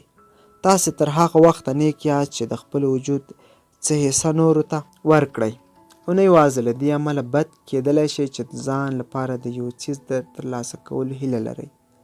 ځکه کله چې تاسې له نړۍ یا طبیعت نه د څه څیز د ترلاسه کولو هڅه کوئ د ونې هغو جرړو ته ورته یاست چې دننه له ځمکې سره غاړه غړۍ دي او له سینې څخه یې خواړه ترلاسه کوي. که هغه دا ونه کړي څه وکړي؟ یقینا د ونې میوه جرړو ته د دې وینا حق نه لري چې تاسې هم زموږ غوندې شئ. له شیري ډک یا دا چې تاسې هم زموږ غوندې پر نورو خپل نعمت وویشئ. څنګه چې میوې ته په کار ده چې خپل نعمت نورو ته ورکړي، دغه شان جرړې ته ضرورت دی چې له نورو خوړو ترلاسه کړي. تاسې نیک یاست چې په ویښه خبرې کوئ، خو که په خوب کې هم بونیږئ نو باید چې بد درته ونه ویل شي. یوه تړتړۍ ژبه که په نامسلسل ډول خبرې کوي نو زیانمنې او مجهولې نه دي. او دغه شان که تاسې خپل کور ته په میړانه ګام واخلئ نو خامخا نیکان یاست. خو که خپل منزل ته ګوډ ګوډ هم لاړ شئ نو بدان نه بلل کیږئ. هغه خلک چې ګوډ ګوډ روان دي بیا هم پر مخ ځي، او هغه خلک چې نشي ګرځېدی او پاتې دي بیا هم د منزل خوب لیدلی شي. سره له دې چې تاسې ځواکمن او چټک ګام یاست، پام کوئ د مروت او مهربانۍ له مخې نو مخکې لاړ شئ او شلو ته په سپکه سترګه مه ګورئ، ځکه هغوی هم ستاسې په څېر د منزل په لور را روان دي. ستایونکي ورو ورو وي، بیا هم ځان ګوډ مه ګڼه. ستا زرګونه اړخونه ښه اړخونه دي، او دا هم ضروري نه ده چې ته دې نیک واوسې او خامخا دې بد شي. څه به وشي که څوک تا تنبل او لار ورکه وبولي، خو داسې نشي کیدی چې لارورکی دې ځان هم ورک کړي. د بده مرغه چې هوسۍ کشپ ته منډه نشي ورښودلی، خو دا هم نشي ویلی چې ټول مزل د هغې حق دی، کشپ پکې بیخي برخه نه لري. نو ای د نیک او بد په امتیازاتو کې نښتو خلکو، تاسې چې د ستر وجود په لوري ورمات یاست، همدغه د نیکۍ اصل دی، او دا میلان په ټولو کې شته. خو توپیر ایله دومره دی چې په ځینو خلکو کې دا میلان د یو تیز بهیدونکي سیند په څیر دی چې د غرونو ټول رازونه او د ځنګلونو ټوله موسیقي په غیږه کې نیسي او په پوره ځواک سره د سمندر برخه ګرځي. او په ځینو کې بیا هغه واړه چینه ده چې د ځمکې په کومه ژوره کې ودرېږي او اوبه یې هماغه ځمکې څښي. ډېر ځله هغه سمندر ته نشي رسېدی، سره له دې چې تل د سمندر پر لور بهیږي. هغه کس چې د غوښتنې هیله یې ډېره ده، دا حق نه لري چې یو کمزوری کس ته ووایي ته ولې سست او ناڅرګند یې او ولې دې ګامونه ودرېږي. ځکه هغه څوک چې په رښتیا نیک دی هېڅکله له لوڅ لپڼ دا پوښتنه نه کوي چې جامې دې څه شوې، او نه له کوم کور ورانې پوښتي چې کور دې ولې وران شو. پیغمبر. لیکوال جبران خلیل جبران، ژباړه زینب سالک. بیا یو مرشد پوښتنه وکړه، موږ ته د دعا په اړه څه ووایه. هغه وویل تاسې د مصیبت او اړتیا په وخت کې دعا کوئ، کاشکې چې تاسې د بې بریده خوښۍ پر وخت هم د دعا لپاره لاسونه پورته کړئ. هغه مهال چې ستاسې په زړونو کې د خوښیو ګڼه ګوڼه وي، د دې کوچني میلمه لپاره هم یو خلوت ځای ولټوئ. دعا د څه؟ بې له هغه کیفیته چې انسان خپل ځان پر پراخ فضا کې خپروي او غوړوي. نو که تاسې په دې سوکاله کیږئ چې خپله تیاره فضا ته وغورځوئ، نو په دې هم باید خوشحاله شئ چې خپل نور په فضا کې خپور کړئ. کله چې خپل روح تاسې د دعا لوري ته وبلي او بې له دې چې له خپلو اوښکو سره لاړ شئ بله چاره نه لرئ، نو بیا ښه خبره دا ده چې ستاسې روح بار بار ستاسې توس زیات کړي او مخکې مو بوزي، او تاسې بار بار هغه منزل ته لاړ شئ او خپلې اوښکې او آهونه هم له ځان سره یوسئ، او بیا له دې سفره په خندا او خوشحالۍ راستانه شئ. کله چې دعا کوئ او په دعا کې ډوب شئ، نو په یاد ولرئ چې په فضا کې د هغو خلکو له روحونو سره یو ځای کیږئ چې همدغه مهال هغوی هم دعا کوي او مخکې له دې ورسره نه وئ مخامخ شوي. نو د دعا عبادت ځي ته د وصال له کیفیت او خواږه یووالي سره لاړ شئ، ځکه که تاسې یوازې دعا غوښتلو لپاره لاړ شئ نو هیڅ به لاسته رانه وړئ، او که یوازې د خپلې عاجزۍ د ښکاره کولو لپاره لاړ شئ نو سرټیټي به راستانه شئ، او که د نورو د سفارش لپاره لاړ شئ نو ستاسې حیثیت څه دی چې خبره مو واورېدله شي. نو دا به بس وي چې تاسې دغه ناڅرګند عبادت ځي ته په ناڅرګند ډول لاړ شئ. زه تاسو ته په توریو د دعا چل نشم ښودلی، دا چل نه راځي. په دغه عبادت ځي کې هیڅوک هم ستاسې توري نشي اورېدلی، اوري یې خو چې توري د عبادت ځای د روح القدس په مرسته ستاسې پر ژبه راشي. او زه تاسې ته د سمندرونو، غرونو او دښتو دعاګانې نشم ښودلی، خو تاسې چې دا هر څه ستاسې لپاره پیدا شوي دي، په خپله د هغوی دعاګانې د هغوی په زړونو کې موندلی شئ.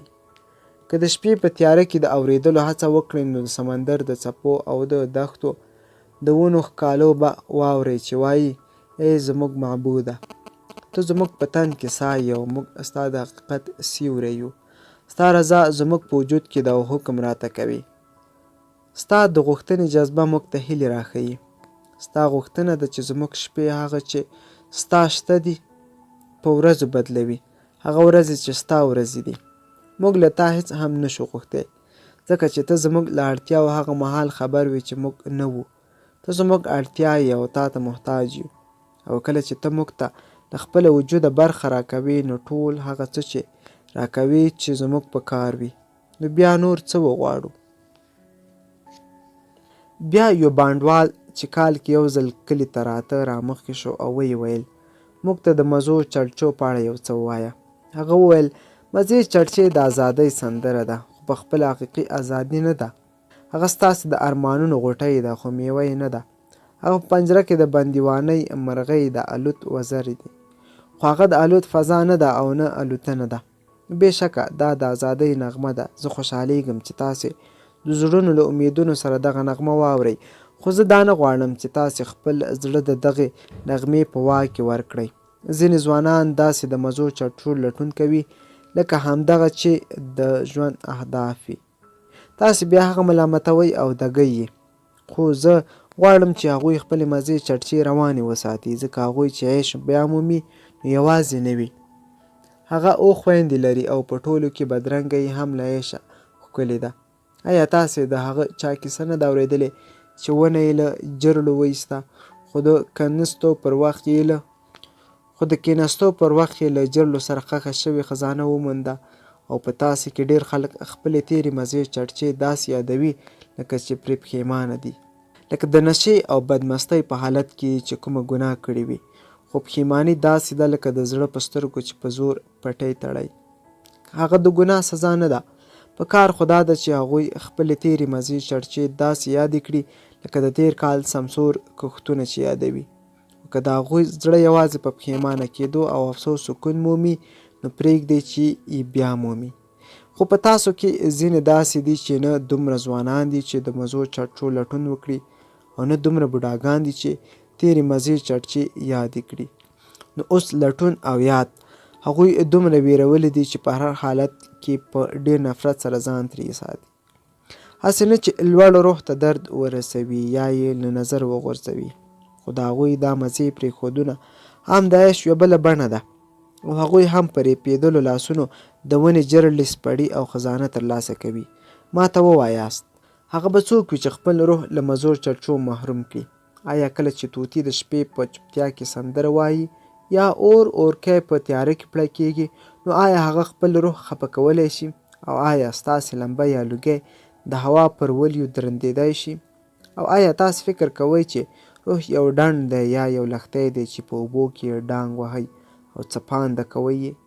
اکثره داسې کېږي چې تاسې د لذت پرېښودنې په جوش کې خپل خواهشات د خپل وجود په یوه تیاره ګوښه کې پټ کړئ او داسې فکر کوئ چې دا پټول په حقیقت کې پرېښودل دي. خو چاته څه پته ده چې د سبا په لمن کې به هغه څه پټ ناست وي چې تاسې یې نن په څرګنده پرېږدئ په تمه او چمتو. او روح خو څه چې ستاسې فاني جسم هم له خپل طبیعي وارثیت یعنې اړتیاو څخه ناخبره کېږي او تاسې هېڅکله نشئ ترې ایستلی. ستاسې جسم ستاسې د روح رباب دی چې پر تارونو یې د هغې موسیقۍ ناڅي. اختیار له تاسې سره دی. له دې تارونو یوه سورناکه نغمه جوړوئ او که یو بې سوره شور. تاسې به په خپل زړه کې وایاست چې موږ به د مزو او چړچو ښه او بد څنګه پیژنو. خپلو کروندو او باغونو ته لاړ شئ. هلته به وګورئ چې د شاتو د مچیو لپاره رښتینې مزې چړچې دا دي چې له ګلانو شات وزبېښي او د ګلانو مزې چړچې دا دي چې خپل شات له مچیو زار کړي.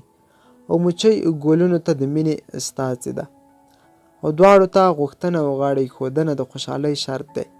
ای د عرفې خلکو، په خپلو مزو چړچو کې د شاتو د مچیو او ګلونو کیسه مه هېروئ. بیا له ډلې نه یو شاعر راوړاندې شو او پوښتنه یې وکړه موږ ته د حسن څه تصور راکړه. هغه وویل تاسې به څنګه او چېرته حسن بیا مومئ بې له دې چې خپله در سره په لاره کې مخ شي. یا درته د لارښوونې کومه اشاره وکړي او تاسو به په ژبه د هغه یادونه څنګه کوئ بې له دې چې د هغه چینه ستاسې پر ژبه جاري شي. ټپي او دردمن وایي چې حسن مهربانه دی او د هغه لمس ډېر نرم دی، د یوې حیاناکې پیغلې غوندې چې پلو یې نیولی وي، سترګې یې ښکته وي او زموږ له څنګه تېرېږي. ځینې بیا وایي حسن د ځواک یوه ویرونکې خدای ګوټې ده چې د توپان په څېر زموږ تر پښو لاندې ځمکه او په سر مو اسمان لړزوي. ستړي او کمزوري وایي حسن یو پوس غږ او نرم راګ دی چې زموږ په روح کې ورو ورو ترنم پیدا کوي. د هغه اواز زموږ په خاموشیو کې لړزنده راپورته کیږي لکه په تیاره کې نری رڼا. او هغه چې ناارامه دي او د ذوق په اضطراب اخته دي وایي د غرونو په درو کې موږ د هغه ګړزه اورېدلې ده او ورسره مو د آسونو د نالونو ټرکا، د غټو مرغانو د وزرونو ټپ ټپ او د زمرو غورار هم اورېدلی دی. د کلي د شپې څوکیدار وایي حسن به سهار په ختیځ کې راویښیږي او راځي به. په کروندو کې مزدوران او د لارې مسافر د غرمې په مهال کې وایي د لمر لوېدو پر وخت مو د اسمان له کړکۍ نه حسن ځمکې ته په را دانګلو ولید. هغه خلک چې په ژمي کې د دروازو مخې ته ډېرې واورې پرتې وي وایي حسن به په پسرلي کې پر غونډیو ناڅي او په درو کې به لویږي او راځي به. په اوړي کې د هوا په تودوخه کې لو کوونکي وایي موږ ولیدل چې حسن په خزان کې غورځېدونکو پاڼو کې نڅېده. موږ ولیدل چې د هغه په زلفو کې واورین ګلونه ایښي وو. تاسې حسن ته څه نومونه ورکوئ؟ په حقیقت کې تاسې د حسن څه یادونه کوئ؟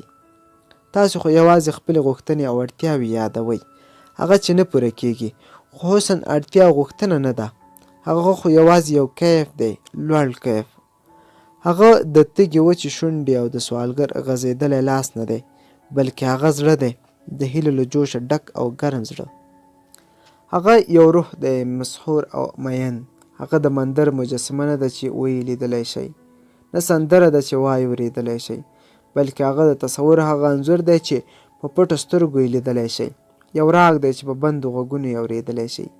نه په کومه پنجه کې پاتې شوې بڼکه ده، بلکې یو بڼ دی همیشه بهار.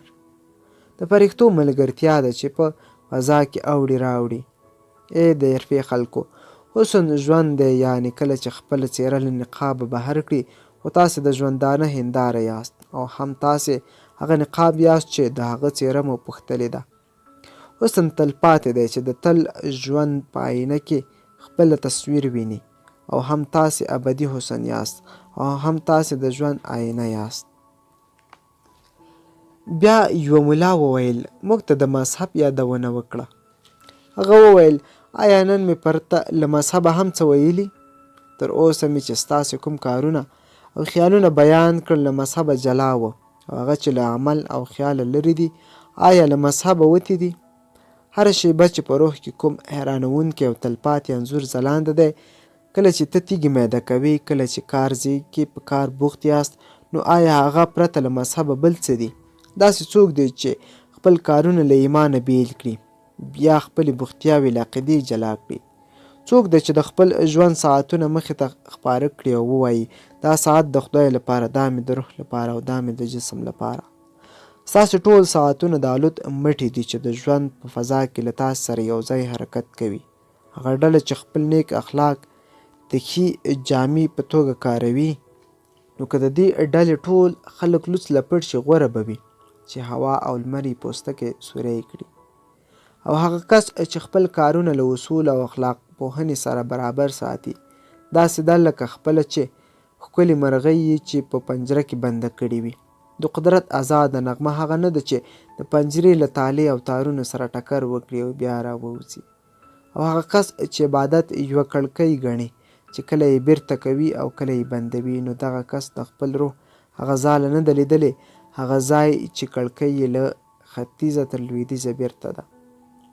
ستاسې د ورځني ژوند دانه چاپېریال، هغه چې تاسې پکې خوراک څښاک کوئ او ویده کیږئ، ستاسې عبادت ځای او ستاسې مذهب دی. کله چې تاسې دې عبادت ځای ته ننوځئ نو خپل ټول سامان له ځان سره وړئ، یو نغری، تبر، مارتوړ، شپېلۍ او ټول هغه سامان چې د خپلو اړتیاو یا مزو چټو لپاره یې تیاروئ. تاسې د تسلیم په دې دنیا کې نه له خپلو بریالیتوبونو بره تللی شئ او نه له خپلو ناکامیو ښکته غورځېدلی شئ او ټول انسانان له ځان سره بوځئ، ځکه چې نه تاسې د هغوی له ارمانونو او هیلو څخه پورته الوتلی شئ او نه یې له نهیلیو څخه ښکته پرېوتی شئ.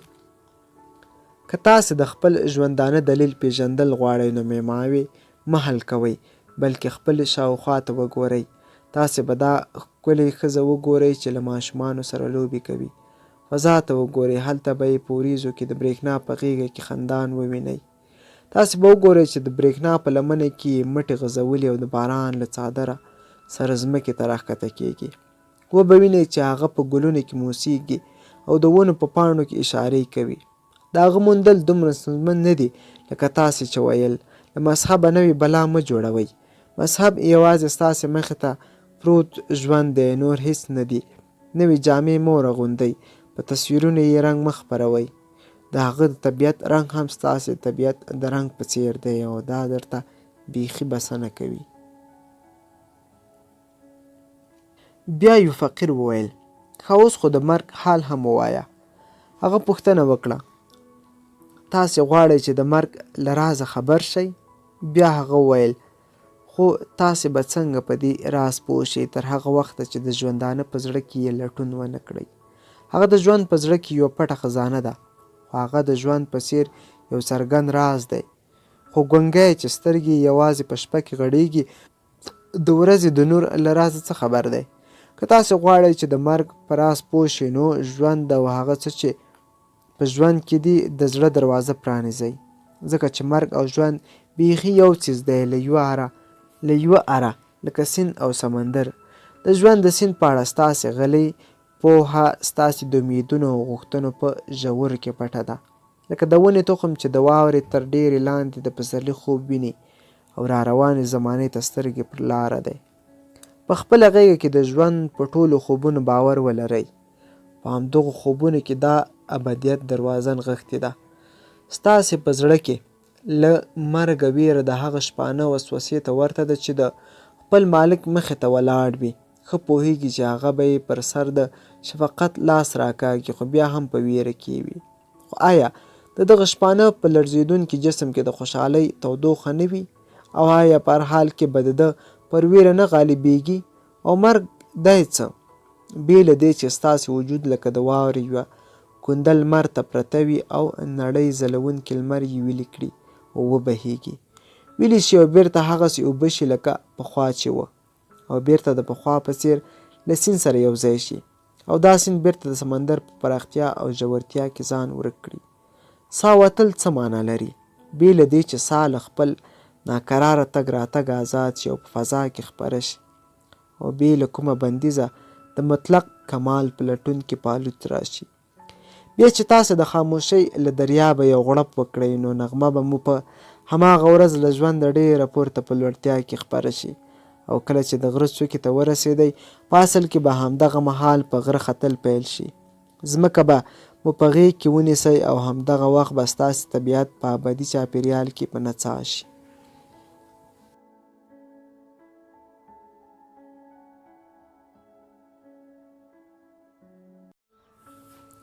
پیغمبر، لیکوال جبران خلیل جبران، ژباړه زینب سالک. په خبرو کې ماښام شو. عارفې وویل دا ورځ او دا ځای مبارک دی چې ستا روح له موږ سره خبرې وکړي. هغه وویل آیا زه یوازې ویونکی وم او اورېدونکی نه وم؟ دا یې وویل او د عبادت ځای له پوړیو راکوز شو. ټول ورپسې ور روان شول. هغې خپلې بیړۍ ته ورسېد. د بیړۍ پر تخته ودرېد او د عرفې پر خلکو یو نظر تیر کړ او په لوړ غږ یې وویل ای د عرفې خلکو، هوا راته وایي چې نور نو درنه رخصت واخلم.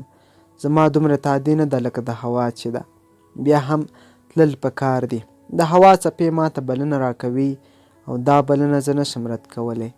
خو د وروستي سلام نه مخکې در سره خبره نیمه کول غواړم.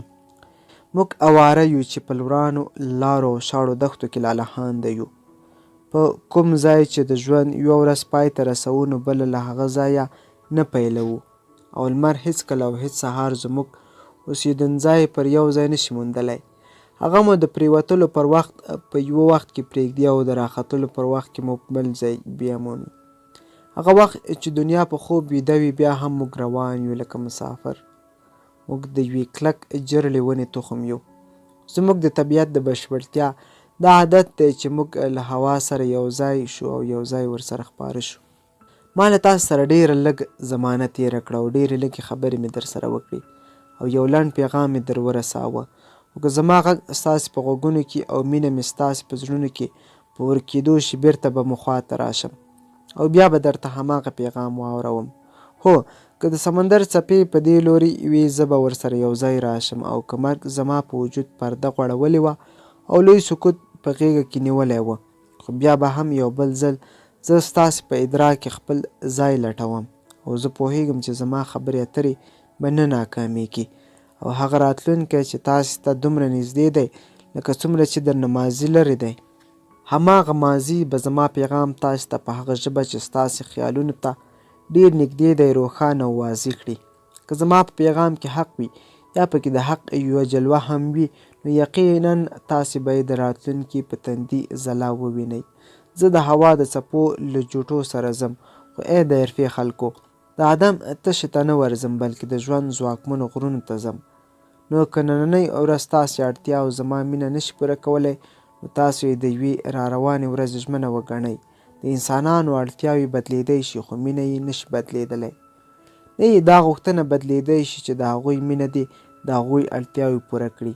نو په یاد ولرئ چې زه هم انسان یم ستاسې په شان. مینه او د مینې اړتیا زما په زړه کې هم شته، ځکه نو زه د هغه لوی سکوت په غېږه کې له ارامه وروسته بیا په تا پسې راځم. هغه لړې چې د لمر راختلو په وخت کې خپل ځای پرخې ته پرېږدي او الوزي، همدغه لړې به راځي یو ځای کېږي، وریځ ګرځي او د وریځو نه په واورو وار سره ورېږي. زما حل هم دغسې برېښي.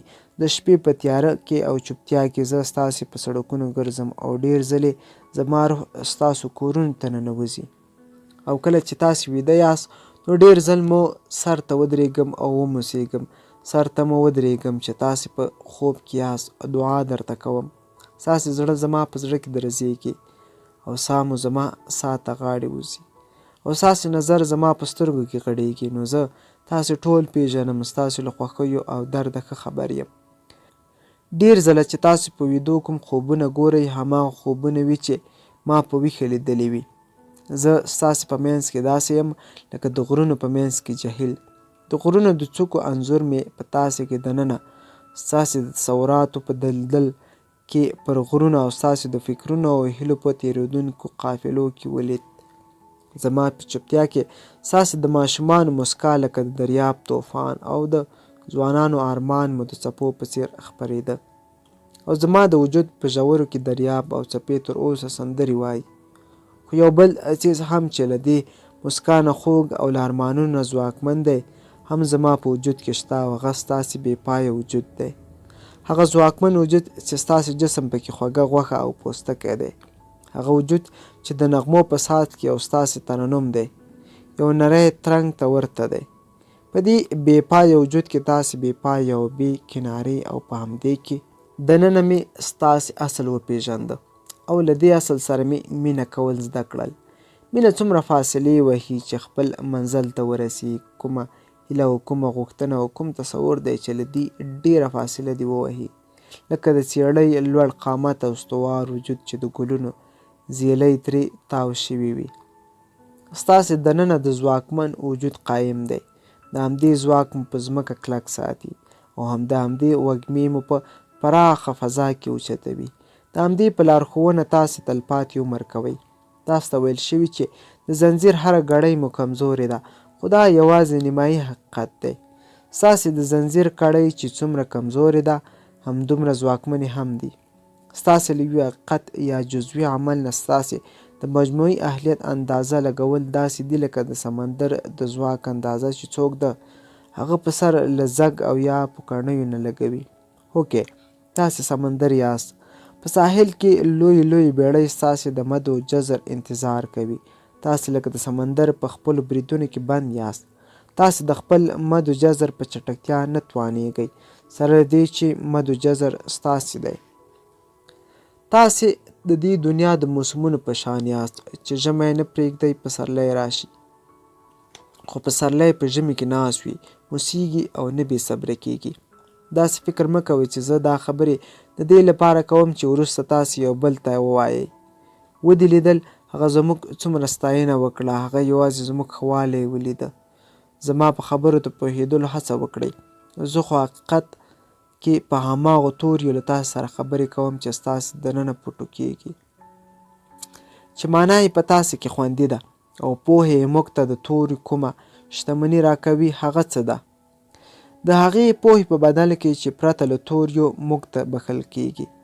زما او ستاسې توري د ماضي د هغو ولاړو اوبو څپې دي چې د تیر مهال په ګیرو اوبو کې پیدا کېږي.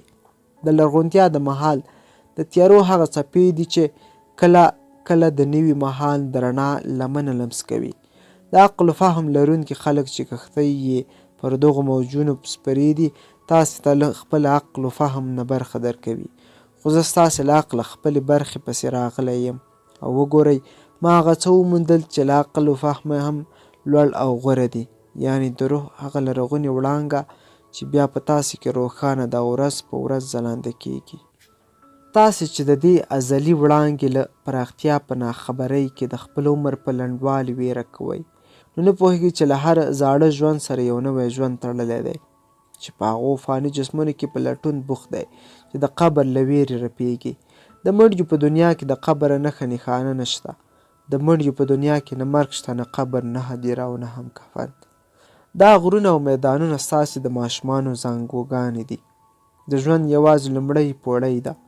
کله چې تاسې پر هغو میدانونو او کروندو تېرېږئ چې خپل پلرونه او نیکونه مو پکې خاورې ته سپارلي، نو فکر وکړئ په دې کروندو او میدانونو کې به تېر مهال ویده او روان مهال په نڅا ومومئ. د راتلونکي لمنه ستاسې د ماشومانو په لاس کې ده. تاسې ډېر وخت نڅېږئ او له ژونده خوند اخلئ، خو تاسې پوهېږئ چې په نڅا کې داسې څه شته چې نڅاند شي. له ما پرته هم دلته ډېر راغلي دي، له تاسو سره یې زرینې ژمنې کړې دي او تاسې ترې د دې ژمنو په بدل کې خپل ایمان، شتمني او خپل ځواک ازار کړی دي. زه تاسې ته له کومې بشپړې ژمنې سره هم نه یم راغلی او تاسې دومره لورینه وکړه چې له ما مخکې خلکو سره مو نه وه کړې، ځکه چې ما ته مو د ژوند یو ژور او لوړ کیفیت راوباښه. یقینا انسان ته د دې بل ارزښتناکه ډالۍ نشته، یعنې هغه ډالۍ چې د ژوند هیلې یې وچې او تږې شونډې کړي او ورسره ټول ژوند د رڼو اوبو چینه کړي. او دغه شان ما ستاسې په منځ کې ابرومنده او ډالۍ مې ترلاسه کړه. کله چې زه دې چینې ته تږی راځم نو دا رڼې اوبه له ځانه هم ډېرې تږې احساسوم.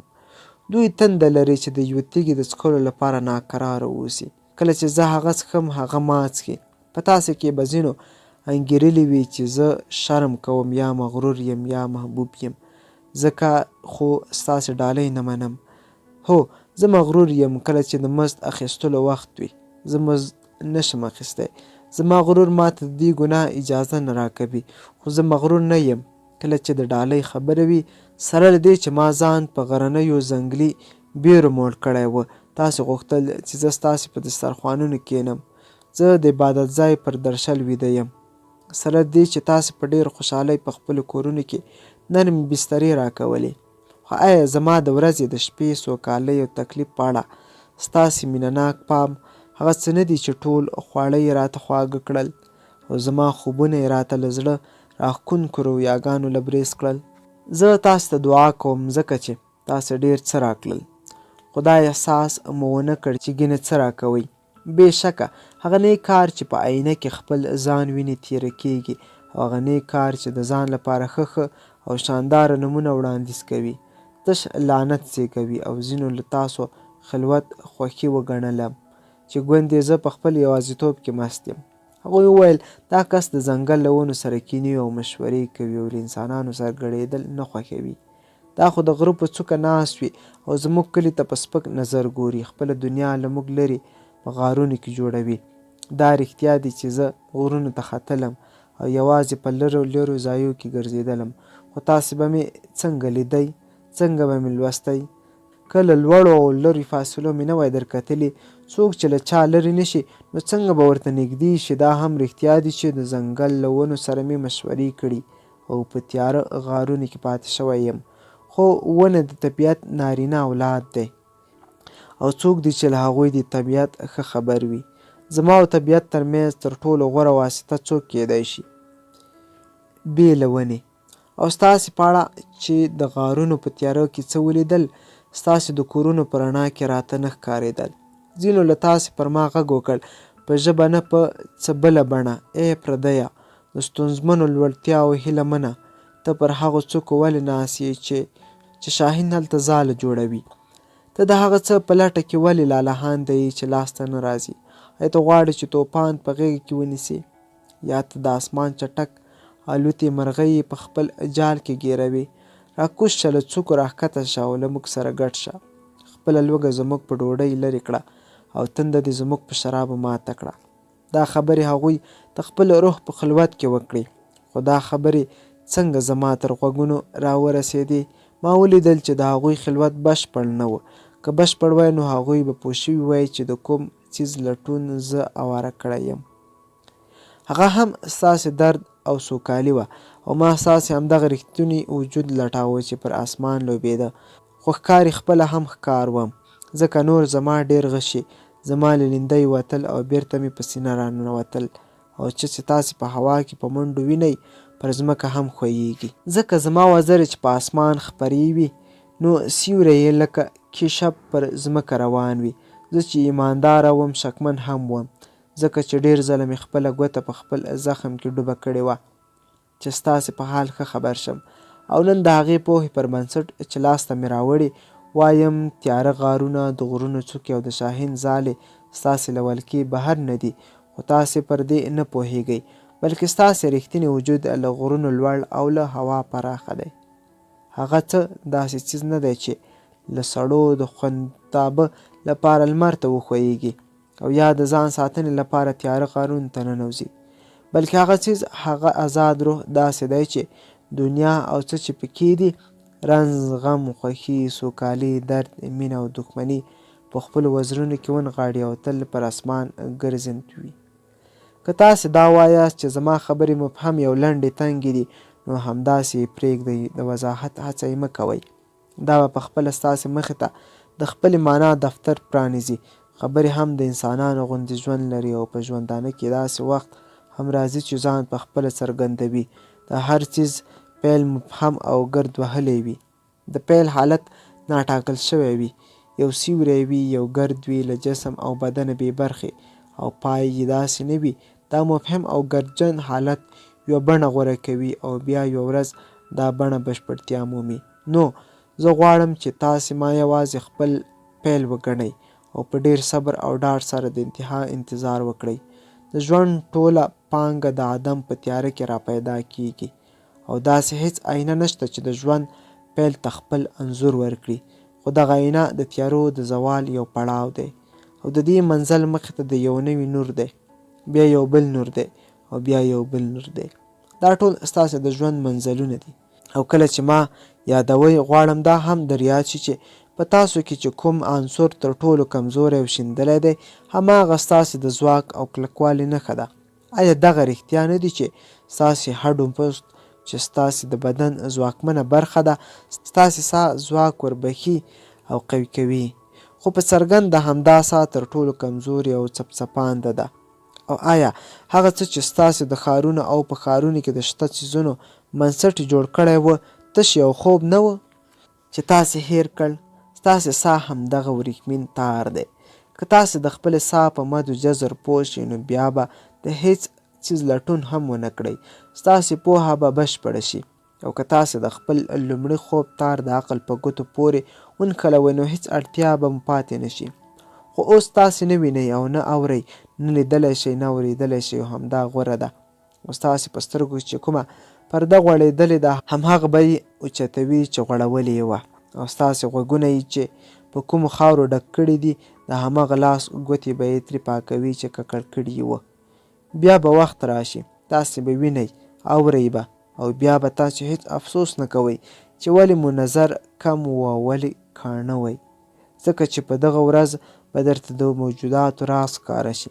تاسو ته به د خپل خفي فعل جلي پای څرګند شي او تیاره به هم چې ستاسې پیل و هماغومره مبارک او نیکمرغه وګڼئ لکه نور چې ګڼئ هماغه چې ستاسې انجام دی. دا یې وویل او شاوخوا یې وکتل. ویې لیدل چې جالوالان یې ولاړ دي او پر پاروی لاسونه ایښي، کله خورو ورو بادبانانو ته ګوري او کله د بازای پراخه انګړ ته. او بیا هغه وویل زما د بیړۍ چلوونکي څومره صبر کوونکي دي. باد نیغ چلیږي، پاروګان خوځنده دي او د لاس اشاره غواړي، خو هغه په چوپتیا سره زما انتظار کوي. زما بیړۍ چلوونکو چې غوږونه یې د سمندر له موسیقۍ سره اشنا دي په څومره غوره زما خبرې واورېدې. او اوس یې ډېر پر تمه نه ساتم. زه چمتو یم د غونډیو چینه تر سمندره ورسېده او ماشوم بیرته د خپلې مور غېږې ته ځي. د خدای په امان ای د عرفې خلکو، نننۍ ورځ پای ته ورسېده. یوه ورځ موږ ته بس نه وه، نو موږ بیا دلته راځو، بیا به سره وینو او ټول به یو ځای د خپل بادار په دربار کې لاسونه لپه کوو او وایو به نور راکړه ای مالکه ډېر زیات، لا مو کاسه نه ده ډکه، لا مو ځولۍ تشه ده، نو مه هېروئ زه بیا درته راځم. څه وخت وروسته لږې ورځې وروسته زما ذوق به بیا له خاورو او ځکه د یو جسم جوړولو لپاره تومنه جوړه کړي. او څو ورځې وروسته چې د اسمان پر اوږه د یوې شېبې آرام لپاره تکیه شم، بیا به مې یوه میرمن وزیږوي. د خدای په امان په مخه مخه تاسې او هغې ځوانۍ د خدای په اماني وایم چې په تاسې کې مې تېره کړه.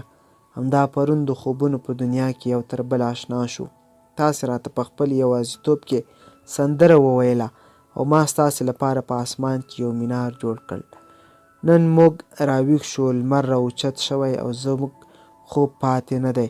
ورځ راخپره شوه او موږ باید سره جلا شو، خو د تیر مهال په نرۍ شانته رڼا کې به بیا یو بل د لاسونو ونیسو، بیا به ډېرې خبرې وکړو، بیا به تاسې زما لپاره خپله سندره وغږوئ، تر لومړۍ هغې هم ډېره زړه راښکونکې.